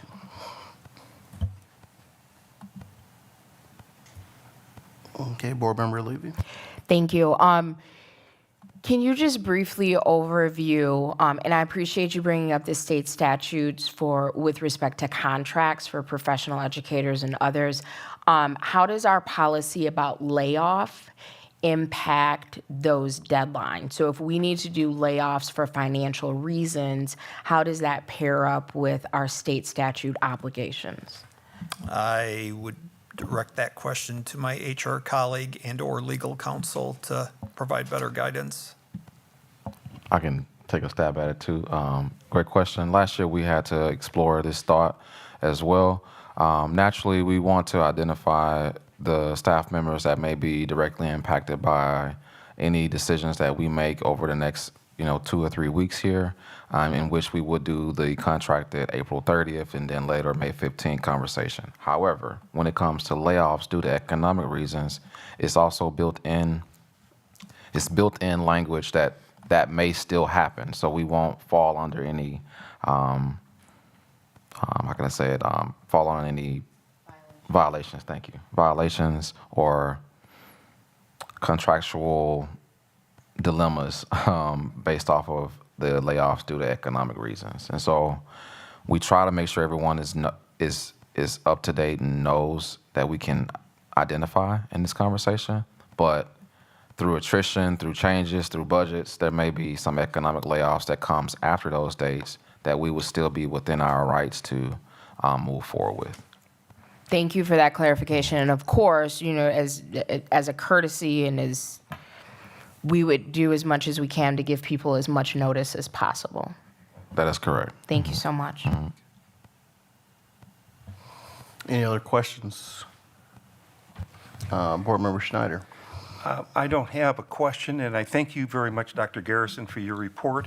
But I just also want to extend a sincere thanks to Keisha Owens from the NAACP and Betsy Brewer from the League of Women Voters of Beloit, two of the large nonpartisan organizations, who spent yesterday afternoon serving as the Board of Canvassers as we went through all of the votes for board positions and for the referendum, and to certify those at the end.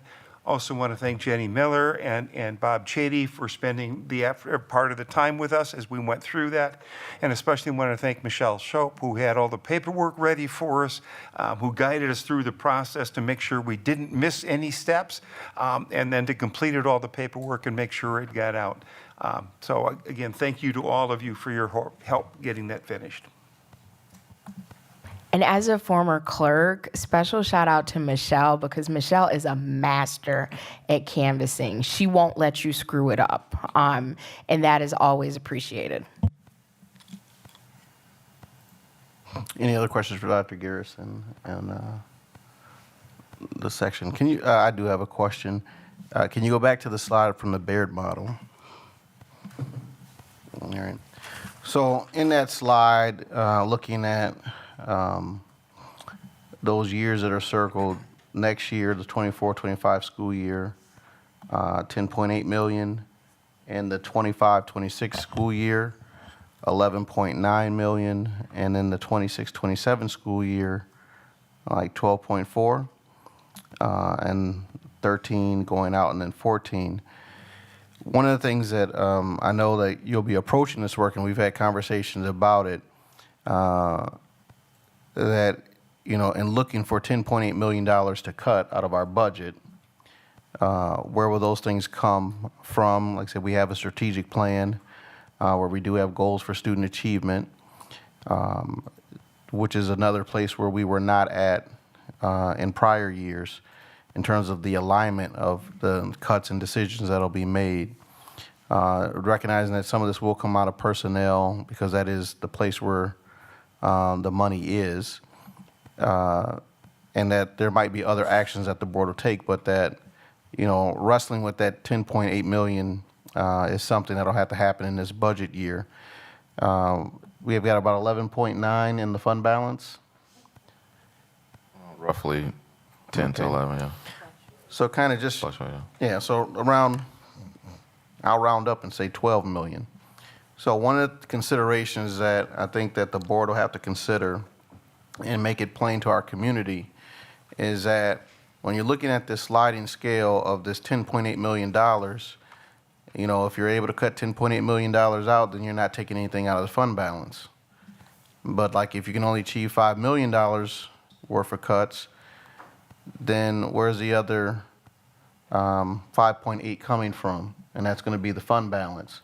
So the thing that, which is different from where we have been in presenting this in 2023, and then presenting this again in April 2024, is that the choice that people may be facing in November 2024 is, depending on your fund balance and what the projected deficits will be, is that you're going to get to a place where if you're not cutting the complete deficit, then it's going to have to be funded by the fund balance. But your fund balance is at about $12 million. So that is a place for the community to understand what the district will be doing and how 2023, the budget and the actions were different in 2024. The district looks different. And then even if this is presented in November 2024, it looks different again. So that, money will not solve all the problems, but the money problems that we have, because we don't have money, will be solved by having money, and it's going to make less problems. And so we have to, work around that to get to that space. And as you said, we're talking about using the resources that we have to create the best experiences for our students, and so that they can have the greatest outcomes for them individually and collectively. So just want to keep that in the space that what doesn't come out of the cutting to balance the budget will have to come from the fund balance. Those are the spaces that we're working with. So people have to understand those limited resources. All right, well, thank you, board, for your questions. That's the referendum update. We'll now move right into our next conversation, which is our district facilities. Considerations related to the sale of our real estate property. One of the things that we've also had to tackle since last year, of course, we have some buildings that we have here in the school district that we need to start thinking about kind of what we want to do with them. We've already started to do a lot of those conversations, but we need to also have that conversation here at the board to see where you all are with the thought, so that we can, of course, move forward with a plan of action. The school district, we're as ready as we can be to start this conversation. But please note that there's a lot of other things that that we have to tackle now. That the referendum didn't pass, but we still have of course work to do. So I'm gonna turn it over to Mr. Chady. He's gonna walk us through a few of these slides. We're not gonna read each slide to you. Of course, this information is already shared with the board, but we definitely want to let you see kind of what we're thinking. Yeah, so thank you. I wanted to use this as an opportunity both to consider a couple of our vacant buildings and what to do with that, and also just to provide some education to the board, the community as a whole, with regards to our properties. Over the course of the past year, even during the referendum presentation, making presentations to school staff, making presentations to the public, I guess I was just shocked at how many people thought we still own certain facilities in town that used to be ours but are no longer ours. So we'll talk a little bit about that as well. So kind of a preface, we're going to review the 16 properties currently owned by the School District of Beloit. We'll take a look at some of our former district schools, consider options related to the sale of real property, and then seek some guidance and direction from the school board as to how, what the desire is going forward with regards to some of these facilities. So here's a list of our 16 current facilities. Over on the left-hand side are our active schools, our 6 elementary schools, our 2 middle schools, Beloit Memorial High School, and then our Beloit Learning Academy and Even Start programming, which occupies Cunningham. Our 2 inactive schools are listed in the middle, of course, McNeil, which most people will recognize, and Wright, which I believe was Wright Elementary School back in the day, and most recently housed Beloit Learning Academy up until the start of this current school year. Over on the right-hand side are other facilities, I call them, our Colac Education Center, the building we're in currently, our Operations Center just down the street, trying to make sure I'm pointing in the right direction. The Operations Center houses our facility services, Mr. Ricco, Christy Kaufman, food service operations, Dawn Smith, and our Chartwell's management staff located there. Our North Shop, which Christofferson, it took me a minute there to make sure I was saying that right, Christofferson building out in front of the high school, that yellow warehouse, so to speak, that houses our HES custodial, and then the maintenance utilizes a large portion of that for warehousing in the back. And then our maintenance shop, which is located at 1611 Madison Road, kind of across the pond and across the parkway from McNeil. That's where the maintenance shop is operated out of. And I would note that the maintenance shop is the one district facility that permits us to store a number of vehicles under one roof. So for snow plowing operations and just safekeeping of vehicles these days, being able to put those under roof lock and key. So it might be important to keep that. Some of our previously owned district facilities are listed here. Tried to do a little bit of homework on some, and I apologize for not being able to fill in all of the gaps and details on some of these along the way, but some of you may have some insight in them. So Burge Elementary, which I think is just up this way a little bit, that is the Richardson School currently.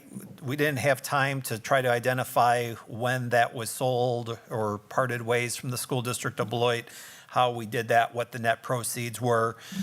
We did dig into McLennigan Elementary School, approximately 23,600 square feet there, sits on approximately 10 acres. Was disposed of by the school district in December of 2015, sold to a religious institution, organization, church, via real estate broker. They offered our asking price at the time, $375,000, with net proceeds to the district of just over $347,000. Morgan Elementary, sitting right off of Milwaukee on Lee Lane, kind of kitty corner from Fruzen. That was an exchange deal with Beloit Health Systems. They owned some land kind of back behind the school that we needed at that point in time. And an agreement was reached between the parties to exchange that green space with Morgan Elementary. And I apologize, I don't have the date on there, but I would have to guess, Fruzen construction began, I think, in 2013. So sometime thereafter is when that transaction took place. Royce Early Learning Center sits out on Liberty Avenue. Many people drive by that and they still see the Royce. And if you look really closely, it says School District of Beloit. Signage is still up. We actually sold that back in October of 2016 through Beloit Auction and Realty. There was a $68,200 winning bid on that property with net proceeds to the district of just over $54,000. And then Roosevelt, the former district facility, I guess, in the past, I believe a middle intermediate school, about 75,000 square feet there, sits on 5.7 acres. That was sold at auction. I apologize, I don't have that year in there, but I believe that was around 2018, maybe a little bit thereafter. $67,983 winning bid, and I didn't have time to dig into what the net proceeds were, probably in that mid to upper 50 range, so to speak. So one, just kind of an education that there are a number of facilities throughout the district that used to be owned by the district, but we've parted ways with those facilities through a number of different ways through the years.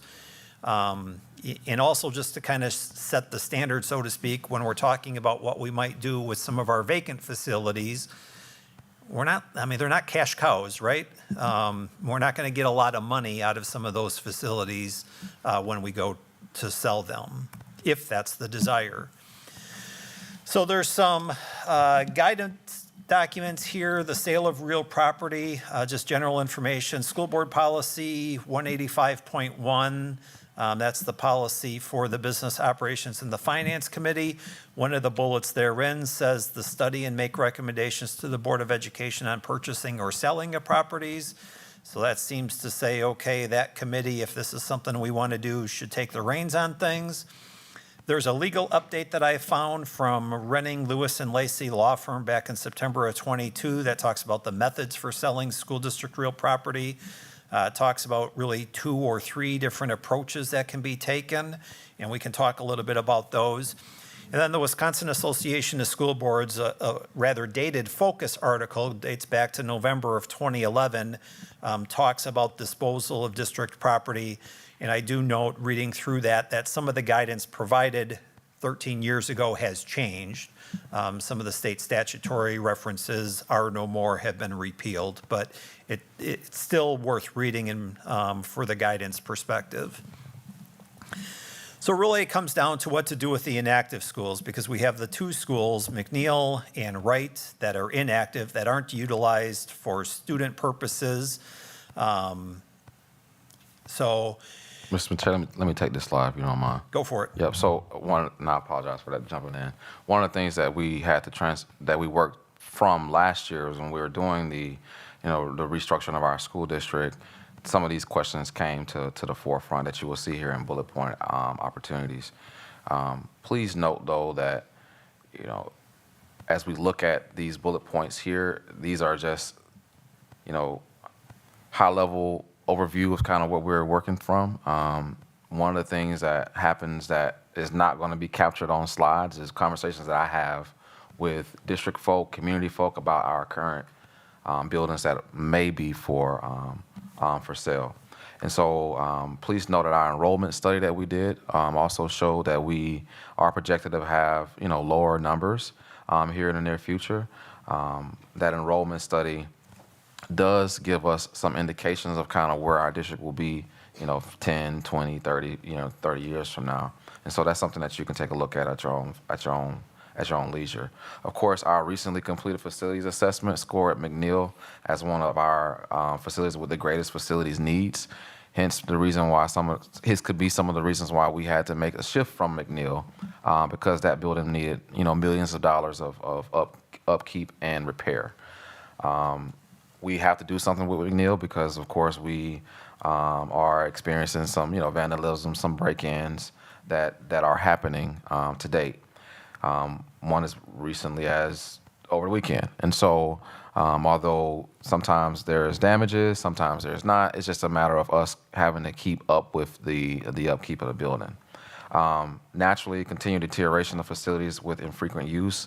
When buildings are sitting vacant, naturally something is going to start happening. It's like not taking care of your own bedroom. After a while, that does start to collect. And so we have to kind of look at, what do we really want to do with our, sitting facilities. The Board Police Department has made use of McNeil for training purposes, and I just wanted to make sure that people are noting that. But if you go to the next slide, Mr. Chady, the consideration slide, so it was, of course, what's happening with our district's facilities, of course, and now from a considerations perspective, here are some of the things that we were thinking as a school district: develop RFP and market similar for sale by owner, contract with real estate broker and or agent, consider the use of an auction service, how to establish asking price, seek a professional appraisal, and or use a real estate broker and agent to provide a market assessment analysis.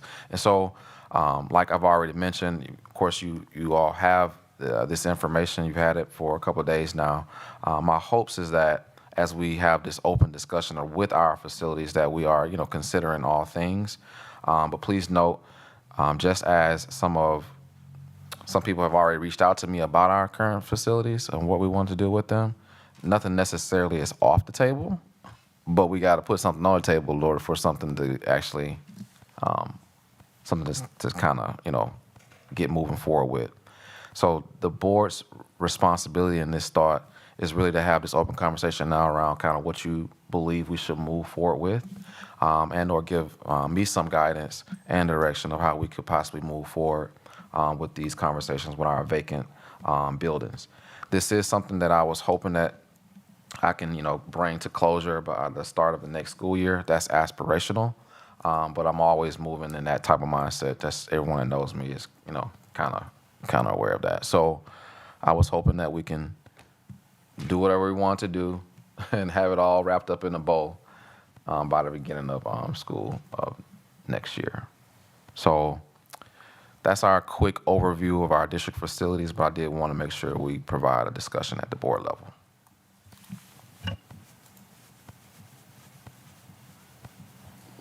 Board Member Levy. Thank you. I would love for the district and city council to sit down and have some conversations, particularly about McNeil. I think it would be amazing if we could use that. One student is too many, but we have too many students in the district that are eligible for McKinney-Vento services. If McNeil could be transformed through a partnership with the city, I don't know, grants, et cetera, other businesses that want to join in to be a resource center or a community hub on the west side, I think that would be a beautiful use of that building. So I would love to get something scheduled with the city to discuss several things, but particularly the use of McNeil. If I may. So piggybacking off of that, I think it would be really wise to involve the county as well. It's my understanding that there are a number of ARPA dollars that have been untouched by the county, and I'm not familiar enough with how their committees work and sort of what the county priorities are. But a thought for that could also be a space for, possibly for housing. And I realize this is a little bit pie in the sky, but when I worked for Blackhawk Technical College, there was a discussion about creating student housing, even though it's not traditional to have student housing for a technical college. So just to extend that thought, and that was like an enrollment discussion that we had back when I worked there, to extend that thought, why not provide some kind of housing for students who are in our district? And of course, that would, I'm sure, take a lot of study. I'm sure there's like a ton of legal issues, but if it's possible through some sort of partnership with the county and the city, it would behoove all of us to have housed students. We also saw in the enrollment report that was presented at the last board meeting that housing contributes dramatically, was my read on it, dramatically to the decline in enrollment. So I would be very interested in conversations around how we can use particularly McNeil, which would be a great space for housing, right by Woodman's and everything, if we could capitalize on that. One of the things that I've had conversations with, and that's a great question, great statements from both board members, is that I think there's a will to do certain things with McNeil in the community, but then there's a need for the developer, right? And that's where it starts to get gray. So you're making me a little nervous, Dr. Garrison. If anyone hasn't, I promise I'm going to make this make sense. If anyone has not watched Rustin on Netflix, please go do that. But one of the lines that resonate and is applicable for so many situations, don't kill an impulse before it's born.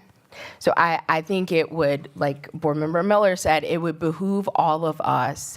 We have a large number of students that are eligible for McKinney-Vento services in the district, and if we could help create a space to house students, I think we have to have those conversations. We have to see how that can become possible. Again, even if it's a resource center, there is a great need to have a community hub on the west side of our town, and I think that's worth pursuing. Duly noted. Thank you.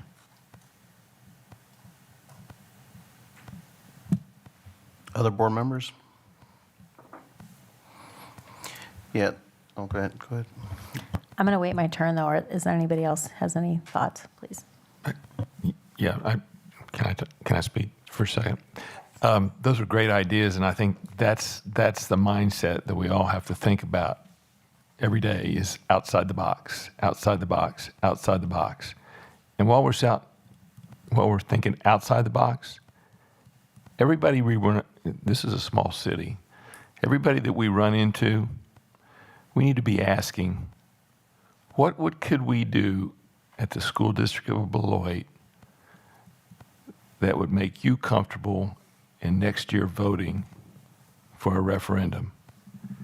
I think we can do a better job listening to what the public has to say, regardless of the surveys. I mean, you know, whatever the return rate was, it's 12% or whatever it was, but 3,000 people voted no. So we need to come in contact with those 3,000 people somehow, some way, and there's a lot of people in this room, and just say, you know, what can we do? I'm listening. You tell me. I'm going to write it down, and let's talk about it in here, and A, show the public that we are talking about it, and B, they gave us the information. So, but again, tie those two things together, thinking outside the box, talking to the citizens, the people who vote, the parents. Maybe put a little note in the kid's backpack to take home at the end of every week. I don't know, just things like that. I think can kind of set us apart from everybody else.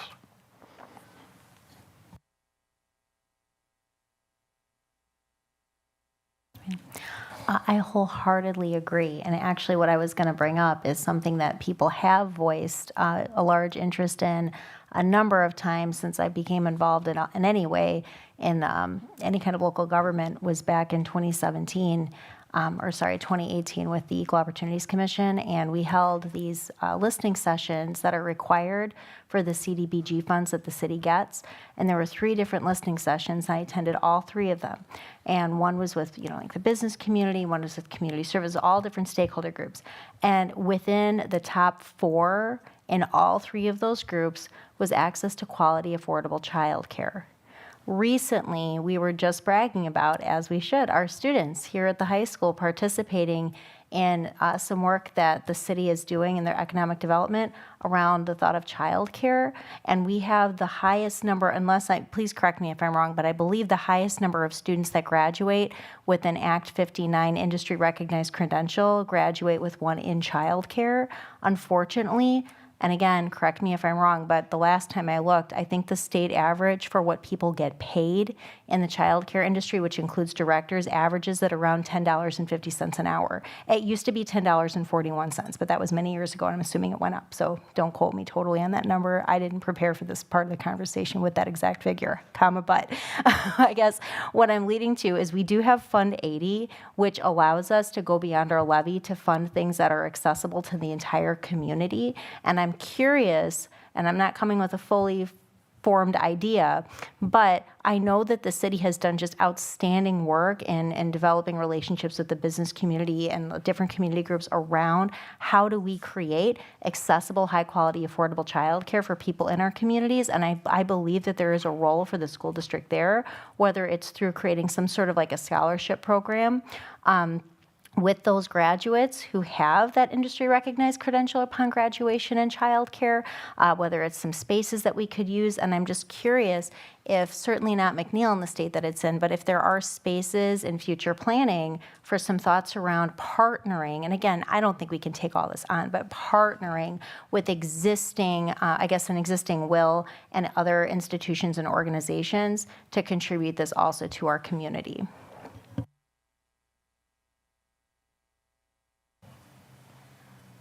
childcare is huge in our city, and it's definitely a need that also came up in some of our conversations from last year. Mr. Chady, do you mind going back to that considerations page real quick?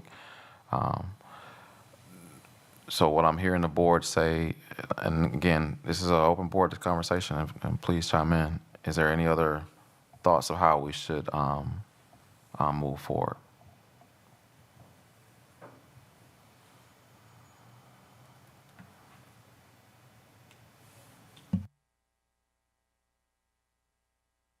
Yeah, I would just say, like, in this area, I know, like, because we talked about this before we placed it here on the agenda, that, and I do thank you for taking the initiative to begin the conversations about what to do with the properties as they are sitting there.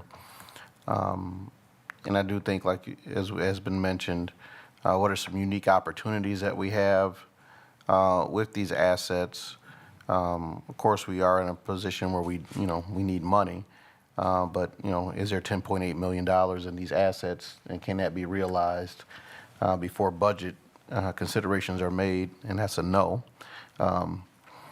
But there's still the opportunity to impact it for next year's budget cycle. But, there's hope in those assets and the things that can be done with them. As Megan mentioned, there are county resources, city resources, and there are different needs. So I would think that as you all consider what to do with the resources, that, some of that thought is there with the innovation and the opportunities.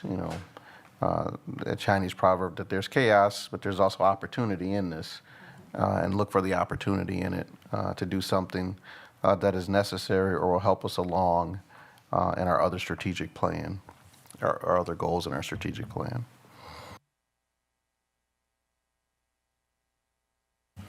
Mr. Chady, I'll turn back over to you for any final thoughts. No, I don't think I have any final thoughts. We tossed around some ideas today. They're good. We've already met with the city with regards to both pieces of property. I've looked at both from a number of different vantage points. I totally agree with the opportunity to support our McKinney-Vento students. Thinking about the facilities as on their own, I think Wright is in a better position to do that than McNeil is, but McNeil would be able to house more of them because it's just larger. Childcare is a need in our community.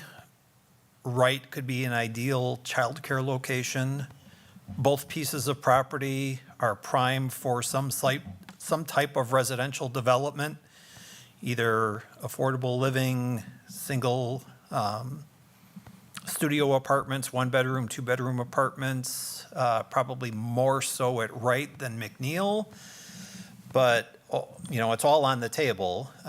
Speaking with the city, they have some interest perhaps in looking at Wright from a relocated police department perspective. A larger facility out of City Hall, kind of centralized within the city as well. Our facilities team is very interested in retaining Wright because of its centralized location and perhaps utilizing that more for storage purposes for the district, if that continues to be an asset for the school district over the long term, but I'm not sure that we're to that point yet. So we continue to need to maintain them. We got to plow snow when that happens, not so much this past year, but I got money on the line for future. We'll continue to have to mow grass at those facilities. Those facilities will continue to be prone to vandalism incidents as we experienced this past weekend. They'll continue to deteriorate, Wright more so than McNeil. McNeil more so than Wright, just because the composition and makeup of the building. So really, when you think about it from a deterioration perspective, the longer we hold it, probably the lower our potential return is on it as well over time. McNeil in particular, I think it's 27, 28 acres. There's a lot of green space there. that whole acreage would be prime for some sort type of residential development from multifamily, apartment buildings, duplexes, single-family houses. But it's got this big school right in the middle of it that somebody would have to tear down in order to develop that space too. So, there was conversations about a community center at McNeil, which makes sense as well. Really, they're sitting there. I don't want to say they became an issue, but they were an inquiry throughout referendum presentations. Questions about McNeil in particular continued to come up. And we really need to move forward with something. The question is what and how. We'll take the considerations from the board, definitely as we, start planning it. Naturally, the board will always be updated around kind of what next steps look like, especially possible conversations that Mrs. Levy brought up and as well as Mrs. Miller brought up as well. And so that's our presentation. Hopefully that was informative for the board, and I'll turn it back over to Board President Levy. Dr. Garrison, quick question. Will the presentation that was just shared be uploaded to board docs? Yes, it will. I thought it was. My apologies if it wasn't. Well, it is. Okay. All right. It is? It's not? Okay. Did that just happen? No, if it's not there, it's not there. If you don't see it, it's not there. Thank you. Okay. We will definitely upload both of those presentations. The one from the thank you from referendum, and of course the presentation that you all just had. Yeah, the referendum report is there. Yeah, just not the overview of district facilities. Thank you. All right, we're on to item 6, our consent agenda. Typically, there's no separate discussion of the items unless a board member so requests, in which event the items will be removed from the general order of business and considered in their normal sequence for the agenda. As you look at that list, does anyone have a need for anything to be removed? Item A, please. Okay, item A. Anybody else? Okay, is there a motion for the remaining parts of the consent agenda? I move approval of the consent agenda minus item 5A. Okay, is there a second? Second? 6A, you mean? Yes, thank you. Is there a second? Second. All right, it's been moved by Board Member Amy Levy to approve the consent agenda minus item 6A. It's been seconded by Board Member Megan Miller. Is there any discussion? Hearing none, all those in favor signify by saying aye. Aye. Aye. Aye. Aye. Aye. Aye, the motion passes unanimously. We are 6A, fire alarm system upgrades. You have a question, Board Member Levy? I have a few. Okay. First of all, thank you for providing the information that was attached. Just a few questions. In reading through the documents, it looks like our fire alarm system was last replaced or upgraded in 1995, which is almost 30 years of use. So my first question is, what is the approximate expected life for the upgraded system that's being presented? Yes. Is this on? All right. Thank you, Board Member Levy. In speaking with Johnson Controls, the expected lifespan is right around that 30-year mark, which is, of course, where we're at. In addition to the main panel head, we're also looking at the replacement of and upgrades to the new transponders. So that's kind of all part of this this package here being proposed by Johnson Controls. So we're looking at that 30-year mark. Perfect. So just to give some perspective, I know that dollar amount might seem a little large, but that would be about $5,000 a year if the expected life of the new unit is similar to the old one. So my next question, are there other companies that sell the IDNet compatible devices that we're looking to upgrade? To answer that question, not those that are compatible with the Simplex panel, which is another piece that that we're looking to have upgraded. Johnson Controls is the sole proprietor of the system, the Simplex 4100 ES system in its entirety. So Okay, so I guess that eliminates my next question, which would have been, if yes, why we didn't see other bids? And just completely ballpark, just to give me a frame of reference. The upgrading that we're doing, that total amount that's listed is gonna come in just above $145,000. What is the ballpark price to replace that unit? Is it, I'm assuming it's more, but is it 10 times, 2 times, just ballpark? So to replace like a complete overhaul, so we're talking about, in addition to the pieces and components laid out with the simplex panel, we're talking about roughly replacing 400 indicators, or they're called notification devices. So your pole stations, thank you, strobes, detectors, all of that, which Yep. can remain intact going forward with our existing vendor and just upgrading the simplex panel, main panel, head, and transponders. So to give you a ballpark, I don't have that. I can, undoubtedly expect that would be much higher than what we're currently looking at with the replacing of the panel. And the reason I ask, because it sounds like we're bound to Johnson Controls because they are the only one that have the IDNet compatible devices. And so that was really the only, in finding that out now, that was the only reason I asked, what would it cost to overhaul the system, which my assumption, correct me if I'm wrong, is that that would give us more vendor options. There wouldn't be that proprietary. Is that accurate? Yeah, to the best of my knowledge. I would. Okay, so we'll put a pin in that.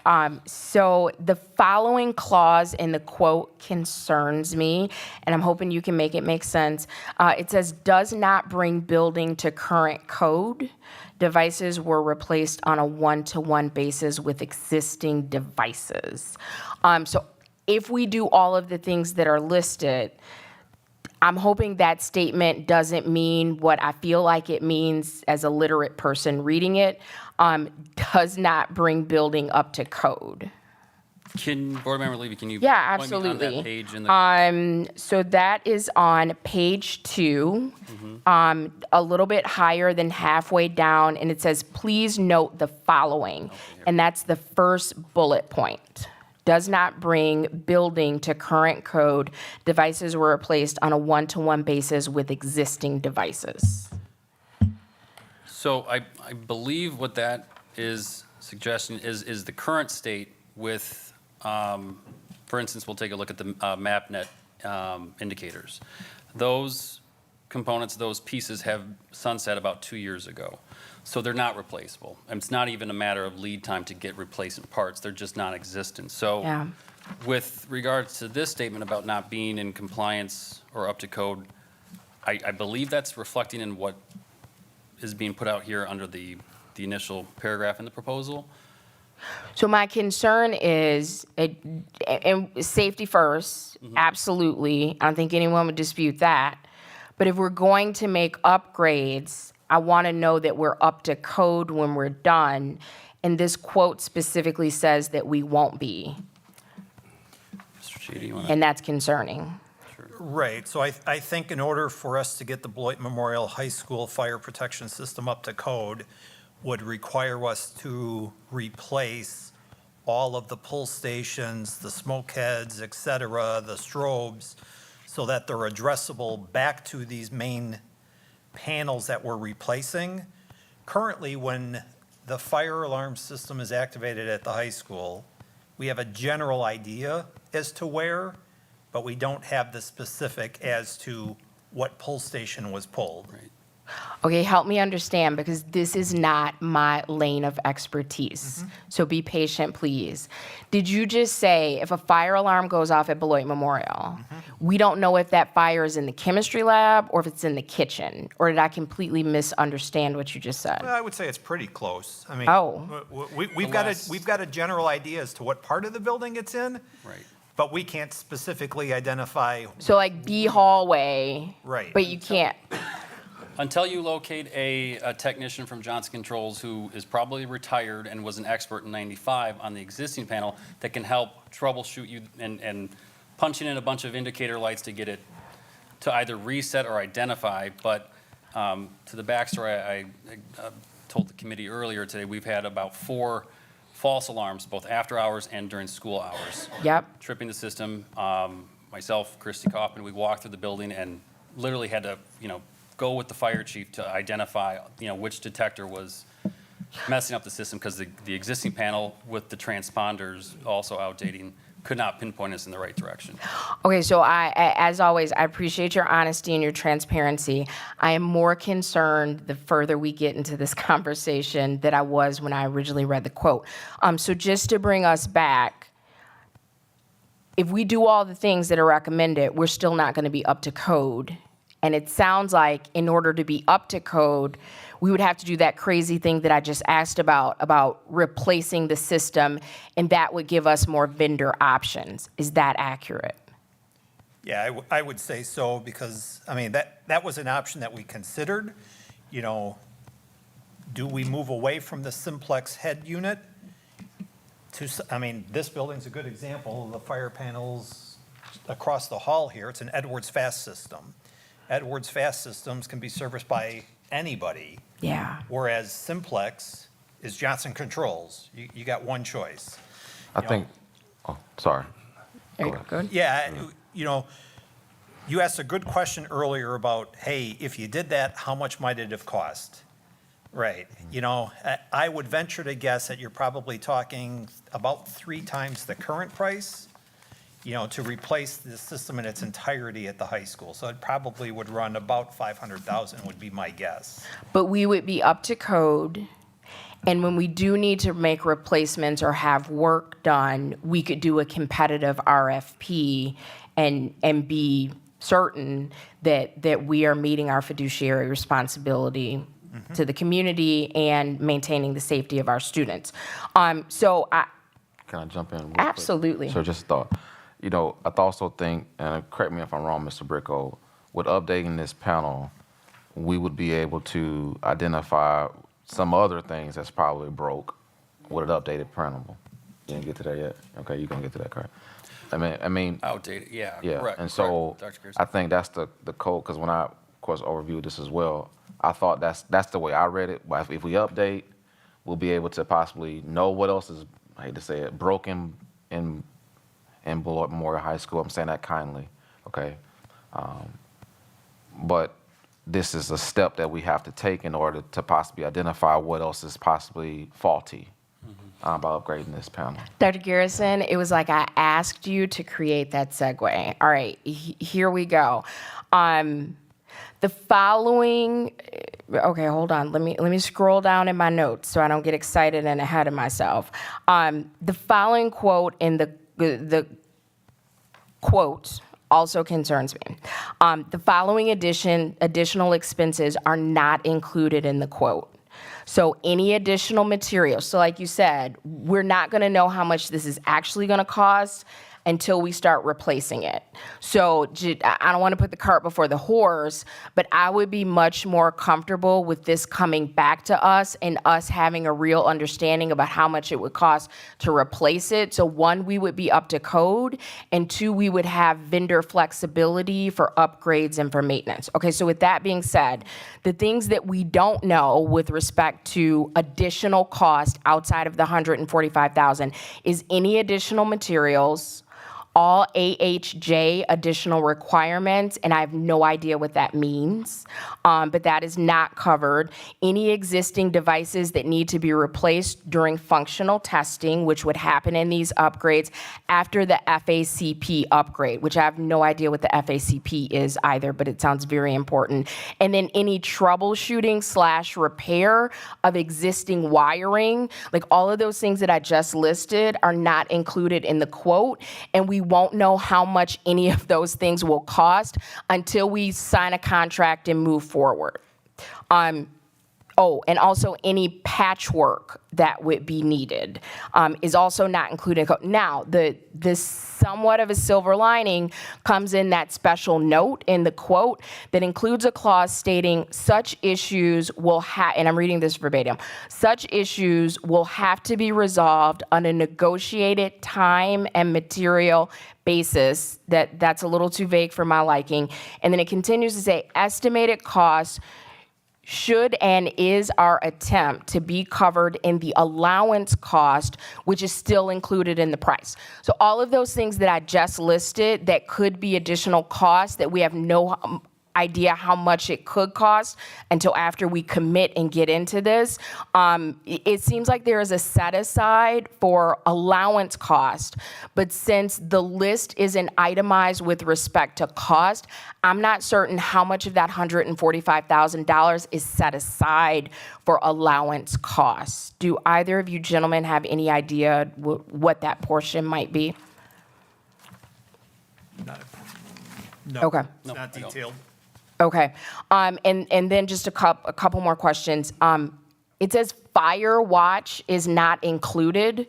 I don't know what that is, but I want it. I want Fire Watch, and it's not included, and I don't know what it means, but I feel like that's something we want when we're talking about a fire protection system.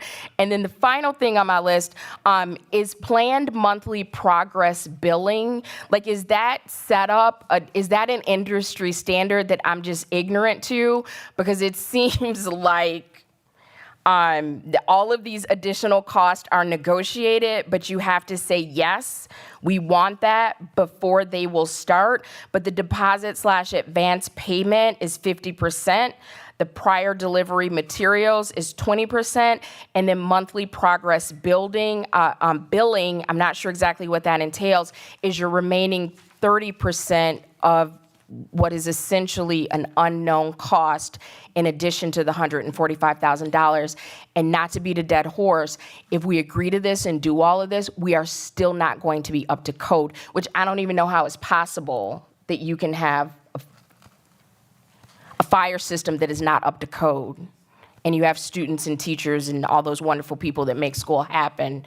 It was at code in 1995 when it was built. Right, but we're in the year of our Lord 2024. Right, so And this quote says that we wouldn't be at code even if we do all of these things. Correct. I think the great points, Mrs. Levy. I mean, I think the hard part about most of this is that there's a grandfather space that we probably fall into. I'm not 100% sure about that. I also know that, you know, when we're thinking about replacing this panel, and when this came to me, I'm thinking two things. One, okay, we gotta do something because this ain't working based off of what we know. And number two, we won't know how much we need to fix until we start this process. Great points, great questions. There's a larger cost that, you know, may come with this, but I'd rather start the process than to hope that something don't happen in between time. That's just me. That's why I'm bringing it to the board for, of course, this consideration. Because you don't want to be the superintendent who knew something and then said, oh, well, let me just wait and see if this is going to work out, or just let's keep, you know, patching the problem. It'll be too much for all of us to kind of take in. And so, And I just want to comment too that looking ahead to the summer, which, speaking with Johnson Controls, it's likely that this project could come to full fruition and be completed over the summer. Given the high school is vacant, we're wrapping up our Nexus HVAC work. I think it's an opportune time to look at the summer to go forward with this project. You know, I know ideally we like to look at the high school for summer school usage, especially with new HVAC updates coming next summer. I can't guarantee that a project with this scope, even if we're looking at replacing in totality, if we would have that runway and time frame to bring that to fruition. So I completely hear what you're saying, Dr. Garrison, and it's not like we don't have a fire detection system, but I would much rather pay the additional cost and have it done right, it's up to code, and we have future vendor flexibility than to potentially sign up for a money pit that is still not going to bring us up to code. And I'm just one of 7 votes, but that's not something I could ever support.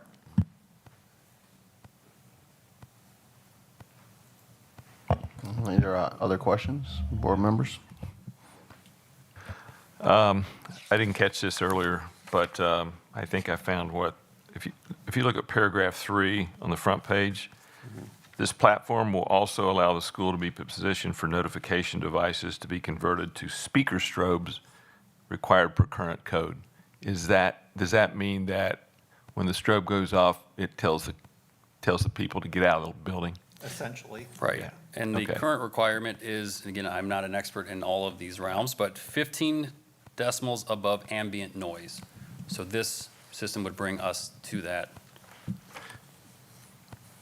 But it says it would be positioned for notification devices to be converted required per current vote, but it doesn't say that you're doing it, are you?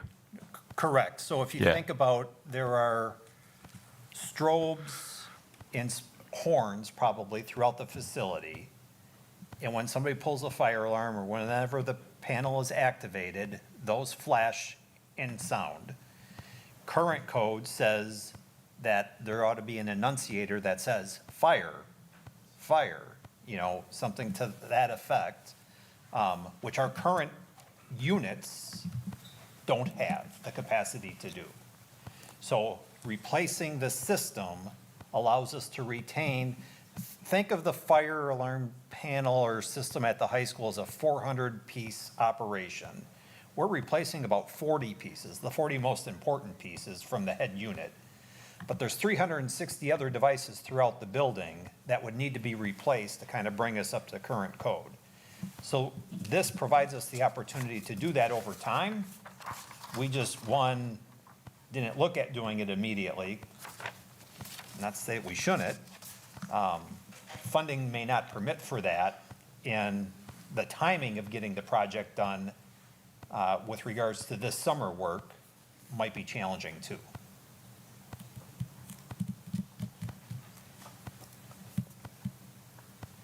Other board members, any questions?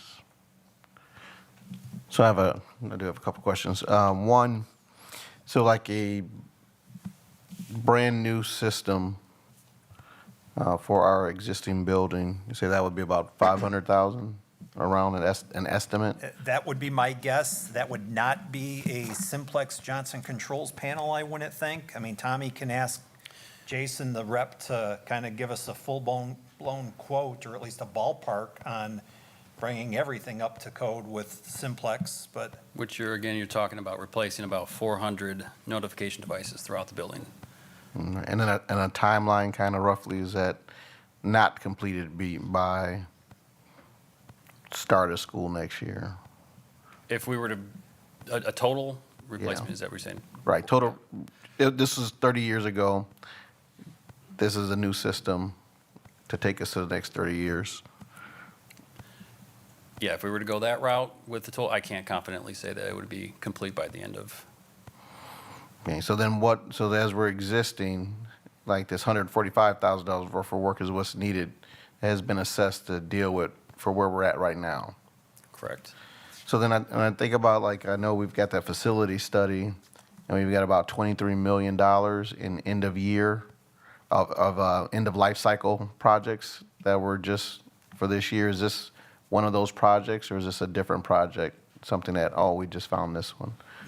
I don't think this No, was. this one wasn't. Yeah, I don't think this was captured in the facility study, because I don't believe that they looked at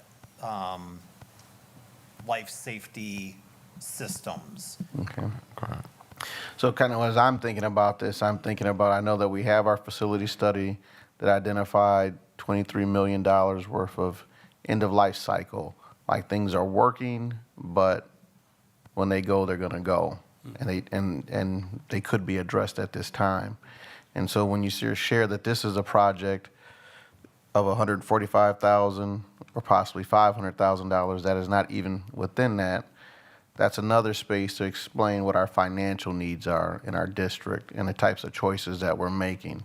Because even with a budget, there's still things that are gonna happen that you have to be prepared to take care of. So just kind of framing, I do understand I do understand the administration's recommendation and the approach that you're suggesting. I do think, as Board Member Levy has placed it out here for the board tonight, there's some conversation to be had, because it's either 145 as our administration is asking, or you're asking them to get quotes for a replacement of a whole system. And you just know that's going to take you for 30 years, but unplanned expense in a budget year. So those are, something to consider. What, I'm just gonna ask you, I know it's on the agenda, so, just again, a recapping of why this was asked for now, and, if we delayed 2 weeks or a week as we're coming back on the 16th, kind of where does that put us at for what your needs are? And I caught the understanding that, hey, you don't want to be the superintendent that you need to address your fire alarm system in your high school, and then the high school burns down because you didn't do anything about it. So it has been brought to our attention. We are all noticed that we need to make something happen at our fire, for our fire detection in our high school. So I'll start. We bring these things to the board because we believe this is the direction that we need to move on based off the professionals that's provided us with information about our current state. I'm not a fire, I do not claim to be a fire police chief and can tell you exactly everything about what we will run into if we don't make a change. I am hearing some definite thoughts as it pertains to possible costs of replacing everything, and some questions around what do some of the line items mean. Between now and next week, I would need to turn that question over to, my team to see if we can get some of those questions answered, or based off of their professional opinion, based off where we are, should we continue to move forward what we currently have? So. Or replace. Or Yeah. replace everything. Thank correct, you. Yeah. So, I think sorry, I missed your question there, Dr. Garrison. So the question really is, I don't proclaim to be a fire chief. I don't know if, again, I take the professional's request and I look at it and I say, okay, well, based off of what I'm being provided, this is what I believe we should move forward with. If we were to change that now, where does that put us is my question. But if we don't change it, could we get some of these questions answered that Mrs. Levy has proposed by next week if we want to put this vote off until next week? I think we can definitely go back to Johnson Controls and see if they can provide us some more insight into some of the lines. So just for clarification, I don't want to go back to Johnson Control because all of the reasons I just listed, if we do all of those things and approve it, we are not going to be brought up to code. But if we can look at other vendors and find out what, for the portion of the replacement, because if we go to Johnson Controls, we're stuck with Johnson Controls. And so we're paying whatever their quote is. There isn't any flexibility with vendor usage. So I just want to be clear with the option to replace the system. And I get a week, and I don't know what your schedule looks like, but I think the prudent thing to do is to reach out to entities that provide this work outside of just Johnson Control.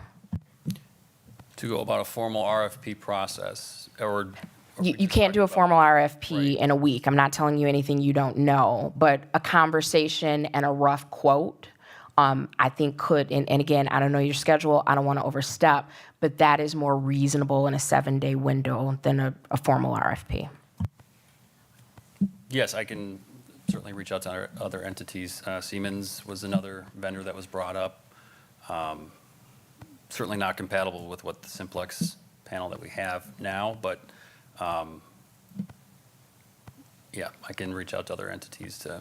And final point, just to clarify, if we're getting a new system, we don't have to worry about any of this being compatible with what we already have, because that's a new system. Correct. What's interesting is, again, the panel that we currently have is owned by, of course, Johnson Controls. So that's why we try to go the least expensive route to addressing some of our needs. I say least expensive with an asterisk beside it. Because again, we have to look at this whole big piece of the pie, and this could be higher than $500,000. I know Mr. Taylor just mentioned, ballpark 500. It could be $700,000 to replace everything in the high school.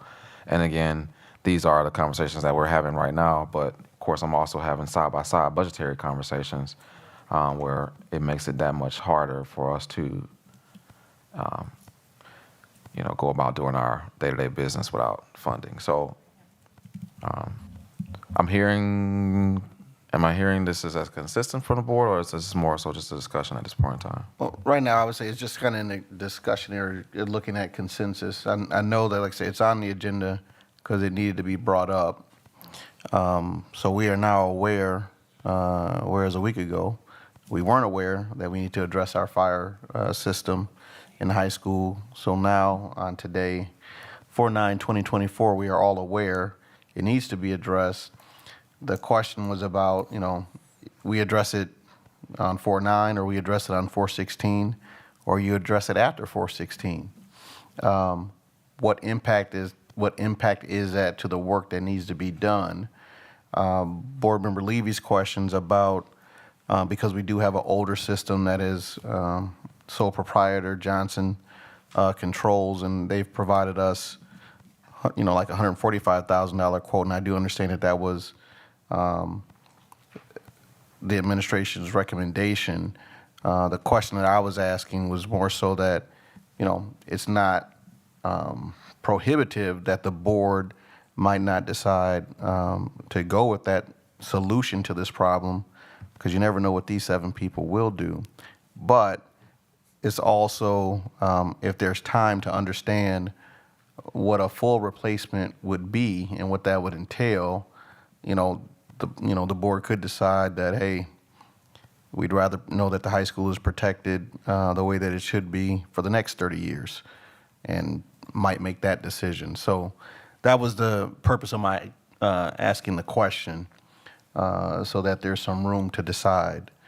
So I guess I'll just quickly whip around so Dr. Garrison and administration can have an understanding of where the 7 of us are at right now and what we would like to do about this matter that's been brought to our attention. But that's why the question was asked about, like, if you don't order it today, it's going to be a problem. We won't be able to get the things that we need done in time. So that was more so about, like, the time frame for the work that it might cause you all. I think it's a combination of timing and addressing the immediacy of the needs. I mean, here in this current school year, we've had fire alarms activated during the school day, which then disrupts instructional time. And we have also had alarms in the evening, which require staff to be called in to try to help identify what the issue is. So, the proposal seems to present an option where we can address those issues in a cost-effective way within our current budget, whereas a fuller scale replacement, not saying that that's not necessarily needed, is going to be more costly. And when we're already trying to reduce $10.8 million worth of expenses in next year's budget, becomes that much more challenging then to fund. All right, so we're going to start with Brian Anderson weighing in, or you got questions? I'll weigh first? in. All right, there you go. I just think, I think it's a good discussion. I think some of the things that it's made me think about, one, obviously, we want to do what's the safest thing, and that means, is that speed to get a short-term fix? Is that the most important thing? Because we have false alarms, we don't know, we have things that are not providing the service we need to keep kids safe on a daily basis. So, and then there's the risk that Board Member Levy points out, where there's potentially some sunk cost here, because if we do 145,000 and it ends up costing 200,000, and then 2 years from now we have to replace the whole system anyway, there is some sunk costs there, and I think the decision is we don't know enough maybe to say, hey, if it's potentially 145 or 200,000 with all the extra things versus 400,000, that becomes an easier decision. If it's 200 versus $1 million, well, that maybe helps make the decision in the other direction. So I'd like to see a little bit of that followed by an additional recommendation based on our budget concerns, based on safety, based on all those things. I think too, in between now and next week, we could invite Johnson's Control here to explain some of the questions that, again, I don't have the answers to. However, I have read, through this information. as it's been presented. And again, I'm going off the professional's recommendation as well. And so we can kind of work through some of that over the course of this week. And then if we believe that this is still the right direction to go in, we can have them here to present this information more clear, and then kind of go from there too as an option. Mrs. Levy, what you thinking?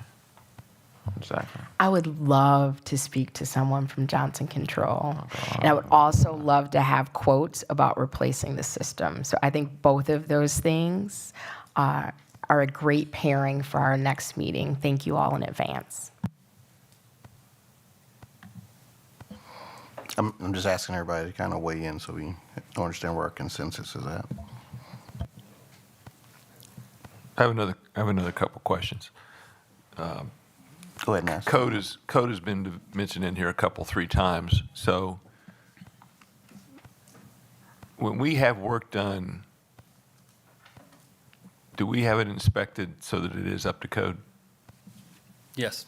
Okay. So this proposal as it's written doesn't meet code according to what Board Member Levy's found in the contract. So I guess we would need to find out what is that exactly, what is code on this? Right. And do they pull permits? Does the city require permits to be pulled from the city? Yeah, Yeah, okay, definitely. okay. So, And keep in mind that all of our schools are inspected annually by the fire department. okay, Fire good. inspector. That was one of my next questions was, are we being inspected by the fire department? So Just wrap it. they can help out in this situation too. So that's good. So And the fire alarm panel, correct me if I'm wrong, was not an issue at the high school. okay, until From the fire department's perspective. right, until it is now. Well, yeah, I mean, it's more an issue for us than it Right. is for them. Yeah. Yeah. May I ask a clarifying question? Unless I'm misunderstanding, it sounds like, as far as problems go, this is the better problem to have. We are getting false alarms when there is not a fire. We haven't had an incident where there was a fire and there was no alarm. Correct. So this is a costly inconvenience that we want to remedy versus being up to code. Is that accurate? I think that's well said, and I would go with the step further that when we are troubleshooting what's causing those alarms, we're having challenges, Johnson Controls is having challenges finding parts to repair and to prevent those challenges from recurring. So, okay, I promise and I'm done. So if we do everything that is on this list, are you confident, or are they confident, or ideally both, that we will remedy the costly inconvenience? Set aside, we won't be up to code, but it will remedy the costly inconvenience of false alarm when there's not a fire. Correct. Thank you. Still waiting on other board members to kind of just help us form this consensus of take action tonight or ask some other questions, have things brought back for next week. I would just say, I'm sorry, Greg. Go ahead. Because you were talking I would- before I Greg would just- started. I would just say, I think we should check with, as recommended, check with Johnson Controls and get a little more information, and then let's try to put it to bed next week. All right, I got you down. Board Member Schneider? I think delaying it 1 week isn't going to cause, or shouldn't cause, a real drastic change in being able to get it done. And it would be helpful to have a little bit more information. I know you're not going to be able to get an accurate estimate probably from another company by that point, but they might be able to step in and give at least a good ballpark. And that would be enough to help us decide which direction we have to go. I know that budget is a major concern at this point. We don't have a lot of extra money that we can go forward with this. I know that you mentioned at the Business Operations and Finance that this could be covered under the current facilities budget this year, but anything above this would not be. And so that is also, a concern. But just getting a little bit more answers so that we can be able to make a better informed decision.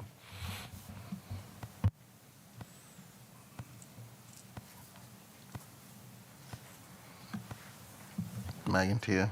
I'm in favor of coming back in a week and having more information. Okay. All right, well, I'll speak in the minority. I would be fine with doing it today only because it sounds like we know what we can spend now and we know how to solve the problem. And if we did wait to do like the whole system this year, A, we may not be able to afford it, and B, we don't know like what surprise costs. Anybody who's had work done anywhere knows that things come up. So I'm in favor of acting, not without information, but it sounds like the will of the board is we're going to wait a week. I'll still be in favor most likely in moving forward next week. Yeah, so I'm gonna, kind of our consensus would be like 6-1 then, because I'm gonna go for, come back in a week. I just think that and I do understand and appreciate the position of our administration, that this is with budget, this is a way to solve the problem.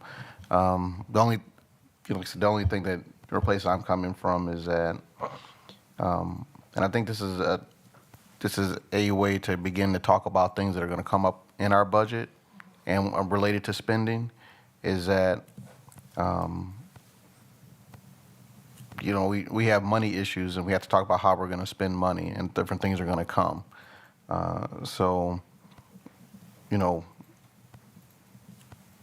Is it a patch, a solution, an acceptable solution? Or is this, when we sit down and look at it, 7 people here are saying, no, go spend the money to take care of it for the next 30 years. So those are just type of choices and options that people want. So we're going to ask that this come back next week. And then I think Board Member Levy has a question here. Very quickly. So thank you for all of the context information. It sounds like if we move forward with this, is $145,000 and some change to fix a costly inconvenience, but not necessarily to make us or anyone at Beloit Memorial safer.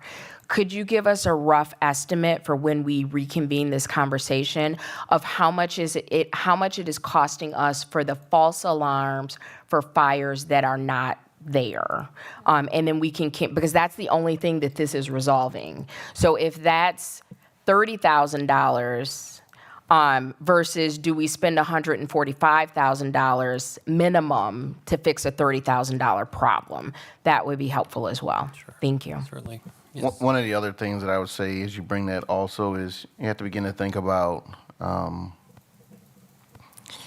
like a false alarm in a high school during the middle of the day. Is that the Beloit Fire Department responding to our building? Is that 1,500 kids having to evacuate the building? Is that students with special needs and wheelchairs going through that unnecessary nuisance? So these are the impacts, and like I said, they're financial decisions, and they're financial decisions that have to be made, but what's taking place in the building is the education of our students. So it's just, we got the time, we're gonna come back in a week, because none of this is gonna get fixed in a week. Even if it went off 7 times a day for the next week, it's not gonna get fixed by then. But these are the types of decisions that we're making for our students. So No, and thank we you, appreciate it. because I think that's beautifully said, because that's not going to be captured in the monetary of John had to come out and resolve it, and this how much the overtime was. But I'm hoping that embedded in that, it'll be the frequency of this happening. So is this once a month? Is this 3 times a week? Because again, that just helps us with our decision making.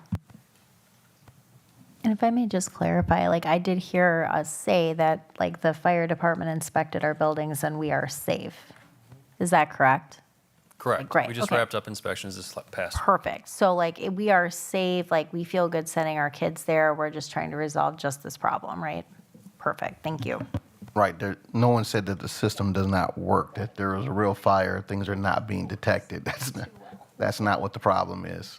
It's just a matter of locating that detector. Right. In that In the building. very large building.